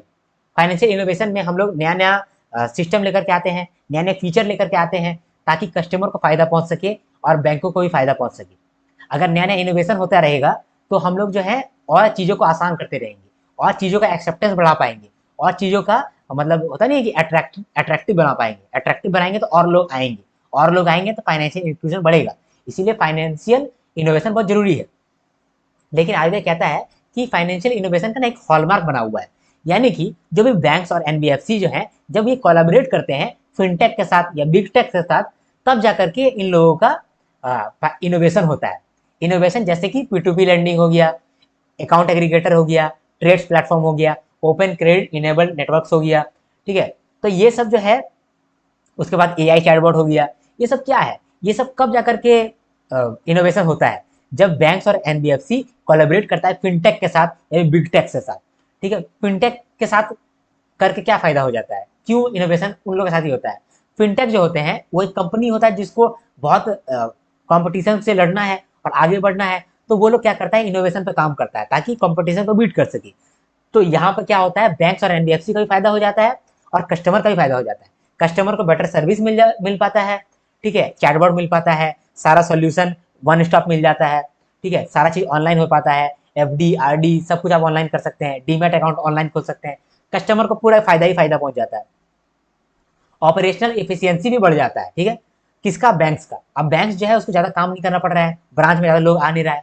रिस्क मैनेजमेंट, रिस्क भी वो मैनेज कर लेता है, क्योंकि बैंक्स और एनबीएफसी दोनों फिनटेक के साथ काम कर रहा है, बिग टेक्नोलॉजीज के साथ काम कर रहा है, तो बहुत सारी चीजों का एक्सेस मिल जाता है, तो रिस्क मैनेजमेंट भी हो जाता है। इसके बाद फाइनेंशियल मार्केट का लिक्विडिटी भी बढ़ जाता है। अब देखिए कि अगर डीमेट अकाउंट आराम से बन जाएगा तो लोग जो है वो आराम से इन्वेस्ट कर पाएंगे, इन्वेस्ट कर पाएंगे तो लिक्विडिटी बढ़ जाएगा फाइनेंशियल मार्केट के अंदर। ठीक है, ये बेनिफिट हो जाता है। साथ में इस चैप्टर के अंदर इनोवेशन के अंदर कहा गया है एम्बेडेड फाइनेंस के बारे में। एम्बेडेड फाइनेंस के बारे में कहा गया है, क्या होता है एम्बेडेड फाइनेंस? अगर कोई एक नॉन फाइनेंशियल ऐप है, उसके अंदर एक फाइनेंशियल सर्विसेज भर देते हैं, उसको बोलते हैं कि फाइनेंस को हम लोग इम्बेड कर दिए। फ्लिपकार्ट का एग्जाम्पल लेते हैं, आपने फ्लिपकार्ट पे जब पेमेंट किया होगा तो आपको वहीं पर पेमेंट मिल जाता है, आपको बैंक का ऐप में नहीं आना पड़ता है, वहीं पर आप पेमेंट कर देते हैं। इसका क्या फायदा हो गया, कैसे आप कर पा रहे हैं? क्योंकि वहां पर एम्बेडेड फाइनेंस का रोल है। फिनटेक अडॉप्शन, फिनटेक अडॉप्शन में क्या हो रहा है देखिए, इंडिया जो है फिनटेक अडॉप्शन में लीडर है। 87% जो है इंडिया सबसे आगे है। 87% रेट है फिनटेक अडॉप्शन में, फिनटेक को अडॉप्ट कर पा रहा है इंडिया। ग्लोबल एवरेज जो है वो 64% है, इंडिया जो है 87% है। ठीक है, ये सब डेटा को आप यूज कर सकते हैं। लेकिन कंटेंट, बेसिक कंटेंट क्या था कि इंडिया जो है वो डिजिटल लीडर बन गया है। कारण क्या है? फिनटेक है, डीपीआई है, ठीक है, कंडीशनल एनवायरमेंट है, रेगुलेटरी फ्रेमवर्क है, ये सब है। तो ये हो गया दूसरा चैप्टर। तीसरा चैप्टर हम लोगों ने देखा था ओपन इकोनॉमिक डिजिटलाइजेशन। अगर हम लोग इकोनॉमी को ओपन कर देंगे, दूसरा कंट्रीज के साथ भी मिलेंगे, तो डिजिटलाइजेशन में क्या फायदा पहुंचेगा, क्या अपॉर्चुनिटीज हम लोग को मिलेगा? तो जो क्रॉस बॉर्डर रेमिटेंसेस है उसका कॉस्ट कम हो जाएगा, ठीक है, वो फास्ट हो पाएगा। यूपीआई इंटरलिंकिंग जो हम लोग कर रहे हैं वो फास्ट हो पाएगा, क्योंकि हम लोग देखे हैं कि टोटल ट्रेड जो होता है ना, टोटल ट्रेड का 29% जो होता है वो डिजिटल ट्रेड होता है। वर्ल्ड का बात हो रहा है, टोटल ट्रेड का हम लोग 29% डिजिटल करते हैं। तो अगर 29% डिजिटल ट्रेड हो रहा है टोटल वर्ल्ड में, तो अगर हम लोग डिजिटलाइजेशन करेंगे और ओपन इकोनॉमी करेंगे तो हम लोग और ग्रोथ कर पाएंगे। डिजिटल सर्विस एक्सपोर्ट में 6% ऑफ द वर्ल्ड इंडिया ही करता है, डिजिटल सर्विस इंपोर्ट में 3.1% इंडिया करता है। समझे? तो हम लोग ये जान रहे हैं कि एक्सपोर्ट हमारा बढ़ रहा है, डिजिटल एक्सपोर्ट। तो और डिजिटलाइजेशन करेंगे तो और हम लोग का अपॉर्चुनिटीज है और आगे बढ़ पाएंगे। ठीक है, इसके बाद चैलेंजेस है कुछ। तो डिजिटलाइजेशन का कुछ चैलेंजेस होता है, क्या चैलेंजेस होता है? जो डिजिटलाइजेशन का सारा चैलेंजेस सेम है। क्या है? डेटा प्राइवेसी, डेटा मैनेजमेंट, ठीक है, इंटरकनेक्टेडनेस। क्या होता है, मान लीजिए कि ये जो पूरा फाइनेंशियल सिस्टम है ना, ये इंटरकनेक्टेड है। तो कहीं पर भी कुछ फ्रॉड होता है, कहीं पर भी कुछ बड़ा चीज प्रॉब्लम हो जाता है, तो सबको इम्पैक्ट डाल सकता है। तो ये भी एक रिस्क है। साइबर सिक्योरिटी, ये भी एक रिस्क है। डेटा का कौन अकाउंटेबिलिटी रहता है, वो भी एक रिस्क है। मान लीजिए कि आप इंटरनेशनली कुछ काम कर रहे हैं, कुछ ट्रांजेक्शन कर रहे हैं, कुछ प्रॉब्लम आ गया, तो जिम्मेदार कौन है, अकाउंटेबिलिटी कौन लेगा, डाटा को मैनेज कौन करेगा, ये सब भी एक रिस्क है। ठीक है, ये तीसरा चैप्टर था। चौथा चैप्टर में बताया गया पेमेंट रिवॉल्यूशन। पेमेंट में रिवॉल्यूशन हो गया है। अभी क्या हो गया है कि जो पेपर क्लियरिंग है वो बहुत कम हो गया है। पहले जो है 2005-6 में पेपर क्लियरिंग बहुत ज्यादा होता था, अभी बहुत कम हो गया है। रिटेल पेमेंट जो है वो बहुत बढ़ गया है। हम लोग जो है रिटेल पेमेंट में अगर वॉल्यूम को देखा जाए तो यूपीआई को प्रेफर करते हैं, क्योंकि 1 लाख तक, 5 लाख तक लगभग लगभग हम पेमेंट कर सकते हैं। लेकिन वैल्यू को देखा जाए तो एनईएफटी को करते हैं। फॉर एग्जाम्पल कि आप कोई कार ले रहे हैं, 10 लाख का कार है, तो 10 लाख का आप यूपीआई तो नहीं कर सकेंगे ना, तो वैल्यू के केस में आप एनईएफटी को ही प्रेफर करिएगा। लेकिन अदरवाइज आप छोटा मोटा जो है 1 लाख तक का अंदर का जो भी खर्चा है उसमें आप यूपीआई को ही प्रेफर करिएगा। ठीक है, इसके साथ साथ कहा गया फाइनेंशियल लिटरेसी एंड इंक्लूजन सर्वे किया गया, इसके द्वारा एनसीएफटी के द्वारा, national centre for financial education. तो इसके द्वारा मालूम चला कि 27% ऑफ द रिस्पॉन्डेंट जो है इन्हीं को फाइनेंशियल लिटरेट है और बाकी लोग नहीं। फिर वर्ल्ड बैंक का एक फाइनेंशियल इंक्लूजन इंडेक्स आया था 2021 में। इसमें कहा गया कि जो 78% इंडियन एडल्ट हैं उनके पास बैंक अकाउंट है। ये अच्छी बात है। लास्ट में आरबीआई कहता है कि हम लोग क्या क्या रिस्क है जिसको हम लोग मैनेज करना चाहिए। रिस्क सेम होता है, cyber security, data privacy, interconnectedness, ठीक है। उसके बाद डाइवर्जेंट रेगुलेटरी फ्रेमवर्क, कि अगर मान लीजिए कि अलग अलग देशों का अलग अलग रेगुलेटरी फ्रेमवर्क होता है तो वहां पर डाइवर्जेंट होगा तो प्रॉब्लम आ जाएगा। Digital governance, accountability, data management और बीएनपीएल यानी कि बाय नाउ पे लेटर, ये भी एक बड़ा रिस्क बना हुआ है, हमारे देश में भी बड़ा हुआ है, क्योंकि हमारे देश में भी बीएनपीएल जो है वो तेजी से फैल गया है। बीएनपीएल का मतलब होता है बाय नाउ पे लेटर। बहुत सारा प्लेटफॉर्म में बाय नाउ पे लेटर का ऑप्शन दिया गया है।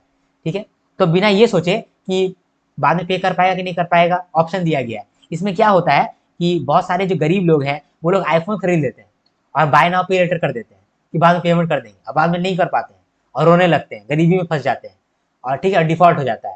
तो इसके लिए आरबीआई कहता है, ट्रेंड इंडिया कहता है कि हम लोग जो है ना बीएनपीएल को एज ए क्रेडिट प्रोडक्ट देखेंगे, एज ए लोन देखेंगे। और लोन हम लोग तभी देते हैं जब क्रेडिट अप्रेजल होता है, ड्यू डिलीजेंस होता है। तो ड्यू डिलीजेंस और क्रेडिट अप्रेजल करेंगे तभी हम लोग ये ऑप्शन देंगे बीएनपीएल का। ठीक है, अगर बीएनपीएल को देखा जाए तो ई कॉमर्स में बीएनपीएल का कितना शेयर है? इंडिया में 3% है, तीन बिगाड़ा काम बिगाड़ा, 3% है, और ग्लोबली में 5% है। ठीक है, साथ में कुछ कुछ रिस्क एक्स्ट्रा भी है जो कस्टमर के बेस पे है। कस्टमर के बेस में कैसा रिस्क है कि इम्पल्सिव स्पेंडिंग बढ़ जाता है। अगर आपके पास डिजिटलाइजेशन होता है ना, तुरंत तुरंत आप खर्चा करते हैं। आप हम ही को देख लो, बहुत खर्चा करते हैं डिजिटली, बहुत तुरंत खर्चा करते हैं, जो पसंद आता है वही खरीद लेते हैं। तो ये क्या हो गया, एक्सपोज हो गया ना हम। रुपया रहता है, मेरा हाथ कैश रहता है तो हम खर्चा नहीं करते, लेकिन अभी हम खर्चा कर दे रहे हैं। दूसरा हर्ड बिहेवियर।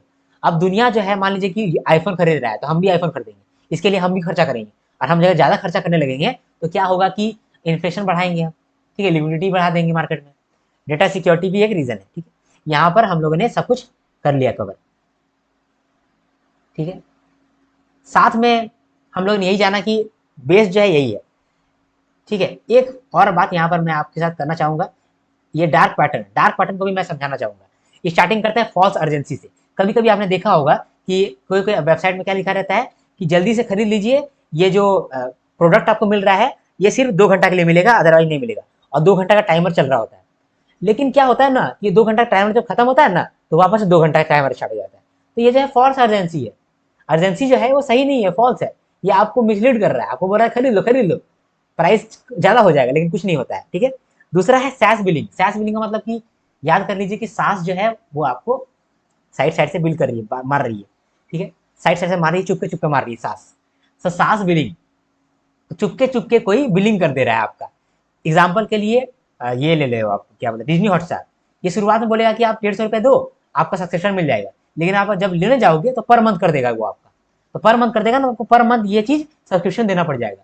तो क्या किया, वो आपको रेकरिंग पेमेंट करवा दिया, लेकिन चुपके से करवा दिया, सटली करवा दिया, ठीक है। इसीलिए इसको बोलते हैं कि सैस बिलिंग, सास की तरह आपको बिलिंग करा दिया चुपके से। तीसरा है फोर्स्ड एक्शन।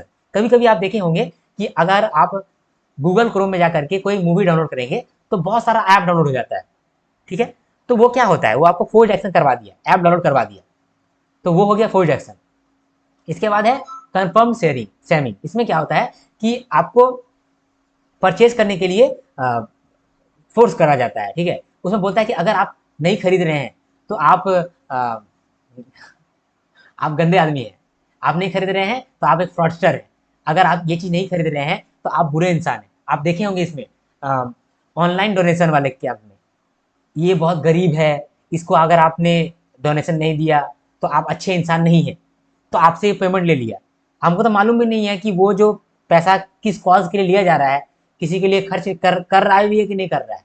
बहुत सारा ऐसा प्लेटफॉर्म है ना, वो लोग ऐसा करता है, बोलता है कि ऑनलाइन डोनेशन दे दो, ठीक है। अब खर्चा कर रहा है कि नहीं कर रहा हम क्या देखने गए क्या, नहीं ना। तो यही होता है कन्फर्म शेयरिंग। बोलता है कि आप कैसे इंसान है, आप पेमेंट नहीं कर रहे हैं, आप गरीब को देने दें डोनेशन नहीं दे रहे हैं, अरे नहीं है भाई नहीं देंगे, समझे, इसको बोलते हैं कन्फर्म शैमिंग। इसके बाद है bait and switch. Bait and switch क्या होता है, आपने यूट्यूब में सुना होगा क्लिक बेट। क्लिक बेट क्या होता है कि आपको थंबनेल दिखाता है कुछ और अंदर में कुछ देता है कुछ और, लेकिन आपको वो क्लिक बेट करवाता है, थंबनेल क्लिक करवाता है जानबूझ करके, उसी को बोलते हैं बेट। तो क्लिक करने के लिए बेट कर दिया। यहाँ पर भी क्या होता है, आपको दिखाया कि आपको ये मिलेगा, लेकिन मिलता नहीं है वैसा। जैसे एग्जाम्पल में आप एक सॉफ्टवेयर में गए और सॉफ्टवेयर में आप बोले कि ये तो एआई का सॉफ्टवेयर है, एआई से ऐसा इमेज बन जाएगा यार मेरा, तो आप देखें कि यार इतना अच्छा मेरा फोटो बन जाता है, तो आपने खरीद लिया उसको। बाद में आपको मालूम चला कि आपका फोटो भी अच्छा हुआ है लेकिन उतना अच्छा नहीं हो पाया। तो यहाँ पर क्या हुआ, बेट हो गया और स्विच हो गया। ड्रिप प्राइसिंग क्या होता है, इसमें क्या होता है कि मान लीजिए कि आपने कोई कोर्स खरीदा, 500 रुपये का कोर्स था। जैसे ही आप कोर्स खरीदने के लिए गए तो वहां पर लिखा कि 500 रुपया plus additional GST plus delivery charge. तो जो 500 रुपये का कोर्स था वो 700 रुपये का हो गया। ये क्या हुआ, जो प्राइस आपको दिया गया था ना उसके ऊपर भी ड्रिप ड्रिप ड्रिप बूंदा गिर गया, जिससे कि वो प्राइस बढ़ गया, ठीक है। इससे आप याद कर सकते हैं। सब्सक्रिप्शन ट्रैप, आपको सब्सक्रिप्शन ट्रैप में फंसा देगा। आपको जो है सब्सक्रिप्शन आप कैंसिल करने जाओगे, आपको समझ में नहीं आएगा कैंसिल कैसे करना है, क्योंकि ऑप्शन आपको दिखेगा ही नहीं, छुपा करके ऑप्शन रखेगा। इसके बाद है इंटरफेस इंटरफ्रेंस। इसमें क्या होता है मैं आपको बताता हूँ। जोमेटो में क्या होता है, आपको नहीं जोमेटो में नहीं कह सकता हूँ, ठीक है। मान लीजिए कहीं पर भी आप कोई चीज खरीदे, वहां पर लिखा हुआ था कि 50% ऑफ अप टू 1000 रुपीज, ठीक है। तो 50% ऑफ था अप टू 1000 रुपीज। जो अप टू 1000 रुपीज था ना, ये एकदम नीचे लिखा था कोना में छोटा सा। तो आप सोचे कि सिर्फ कितना बोल रहा है, अप टू 50%। तो आपने क्या किया, 15,000 का फोन खरीद लिया। तो 15,000 का फोन खरीदा, आपको लगा कि 7,500 घुर जाएगा, हमको वापस आ जाएगा। लेकिन 7,500 रुपया वापस नहीं आया, कितना आया, 1,000 रुपया आया, क्योंकि वहां पर नीचे में लिखा हुआ था अप टू 1000। ले आप तो फंस गए। वहां पर क्या हुआ आपके साथ, इंटरफेरेंस हो गया इंटरफेस का। इंटरफेस ही कुछ इस तरह का दिख रहा था कि जो इन्फॉर्मेशन था, वैल्यूएबल इन्फॉर्मेशन, वो चुपके से दे दिया। ये भी आरबीआई बोला ये भी एक बात है। एक होता है ट्रिक क्वेश्चन। ट्रिक क्वेश्चन में मैंने आपको मान लो कि एग्जाम्पल दिया था, no one is not allowed to take test. No one is not allowed to take test, इसका मतलब क्या हो गया? Everyone is allowed to take test. तो सिंपल में भी आप बोल सकते थे, लेकिन आपने कंफ्यूज कर दिया। No one is not allowed to take test, इसमें आपने क्या किया कि बात तो रखा लेकिन थोड़ा सा ट्रिक कर दिया, ताकि आपका जो सर्वर है वहां पर ज्यादा लोग आए नहीं और आपका बच जाए, पैसा बच जाए। इसके लिए आपने ऐसा काम कर दिया। तो इसमें क्या हुआ? मिसलीड कर दिया आपने यूजर को ट्रिक क्वेश्चन का इस्तेमाल करके। इसके बाद डिस्गाइज एडवर्टाइजमेंट। कभी कभी क्या होता है, एडवर्टाइजमेंट कुछ और रहता है और अंदर में प्रोडक्ट कुछ और मिलता है, ठीक है। एक होता है नैगिंग। नैगिंग में क्या होता है ना, कि कभी कभी है ना आपका फोन में पॉपअप आने लगता है कि जल्दी से इस ऐप को डाउनलोड कर लीजिए, ये ऐप डाउनलोड करिएगा तभी जाकर के आप ये वीडियो देख सकते हैं, ये आप डाउनलोड करिए तभी आप एक वीडियो देख सकते हैं। ये क्या होता है? नैगिंग होता है, बार बार आपको एनॉय करता है, रिक्वेस्ट भेजते रहता है, पॉपअप मैसेज भेजते रहता है, डाउनलोड करो भाई, डाउनलोड करो, डाउनलोड करो, डाउनलोड करो, ये डाउनलोड करो तभी जाकर आपको मिलेगा ये ऐप, नहीं तो ऐप नहीं मिलेगा, ठीक है। इसके बाद है रोग मेलवेयर, ठीक है। नैगिंग में एक और एग्जांपल मैं लूंगा कि कभी कभी क्या होता है ना, कि आपके फोन में आ जाता है एक पॉपअप और फोन बजने लगता है टो टो टो टो टो टो, वायरस आ गया, वायरस आ गया, वायरस आ गया, जल्दी से ऐप डाउनलोड करो, जल्दी से ऐप डाउनलोड करो। वो क्या होता है? नैगिंग होता है, परेशान कर दिया आपको, ठीक है। एक होता है रोग मेलवेयर। इसमें एक ऐप आता है और ऐप आपको बोलता है कि देखो ऐप, देखो बोलता है कि देखो भाई, हम जो है ना वो एंटी वायरस है और हम वायरस को डिलीट कर देते हैं, हमको डाउनलोड कर लो, हम एक एंटी वायरस है, हम वायरस को डिलीट कर देते हैं। वो वायरस को डिलीट नहीं करता है, वो खुद ही वायरस है, एंटी वायरस का नाम लेकर के आ गया है, वो खुद ही वायरस है, तो उसको हम लोग बोलते हैं रोग मालवेयर। लास्ट में होता है बास्केट स्निकिंग। इसमें क्या होता है, मान लीजिए कि आप कुछ सामान खरीदने के लिए गए हैं, तो ऐड टू कार्ट किए होंगे, तो जब ऐड टू कार्ट किए होंगे तो आप कुछ ऐड किए हैं लेकिन एडिशनल कुछ ऐड हो गया, तो कुछ एडिशनल ऐड हो गया तो वो भी तो एक फ्रॉड है। तो इतना तरीके का डार्क पैटर्न होता है, मैंने आपको डिटेल में समझा दिया। आशा करता हूँ कि ये चीज़ आपको समझ में आया है। अगर समझ में आया है तो लाइक शेयर जरूर, सब्सक्राइब जरूर करिए, वो मेरा मोटिवेशन दुगना कर देता है, ठीक है। प्लीज़ आप लाइक करेंगे अगर आपको वीडियो पसंद आया है तो, क्योंकि मेरा बहुत मेहनत जाता है। ये वीडियो को मैं 2 बार रिकॉर्ड किया हूँ, समरी को मैं 2 बार रिकॉर्ड किया हूँ, क्योंकि मेरा माइक जो है गिर गया था, पूरा आवाज़ नहीं आ रहा था। तो मैंने आपके लिए इतना काम किया है, तो आप एक लाइक तो कर ही सकते हैं। कमेंट भी कर सकते हैं, कमेंट आप करिए, आपका एक कमेंट जो है मेरा पूरा दिन बना देता है। आपका एक कमेंट आपके लिए सिर्फ 1 मिनट लेगा, लेकिन वो मेरा पूरा दिन बना देगा। तो आप कमेंट करो जिससे कि मैं मोटिवेट हो पाऊंगा, ठीक है। सब्सक्राइब करके रखो मेरे चैनल को, आपसे बहुत फायदा आपको पहुंच सकता है। फेज 2 का बहुत सारा कंटेंट आपको फ्री में भी मिलने वाला है, ठीक है। अब हम लोग मिलते हैं नेक्स्ट वीडियो में, तब तक के लिए हर हर महादेव, शंभू शंकर, जय हिंद, जय भारत।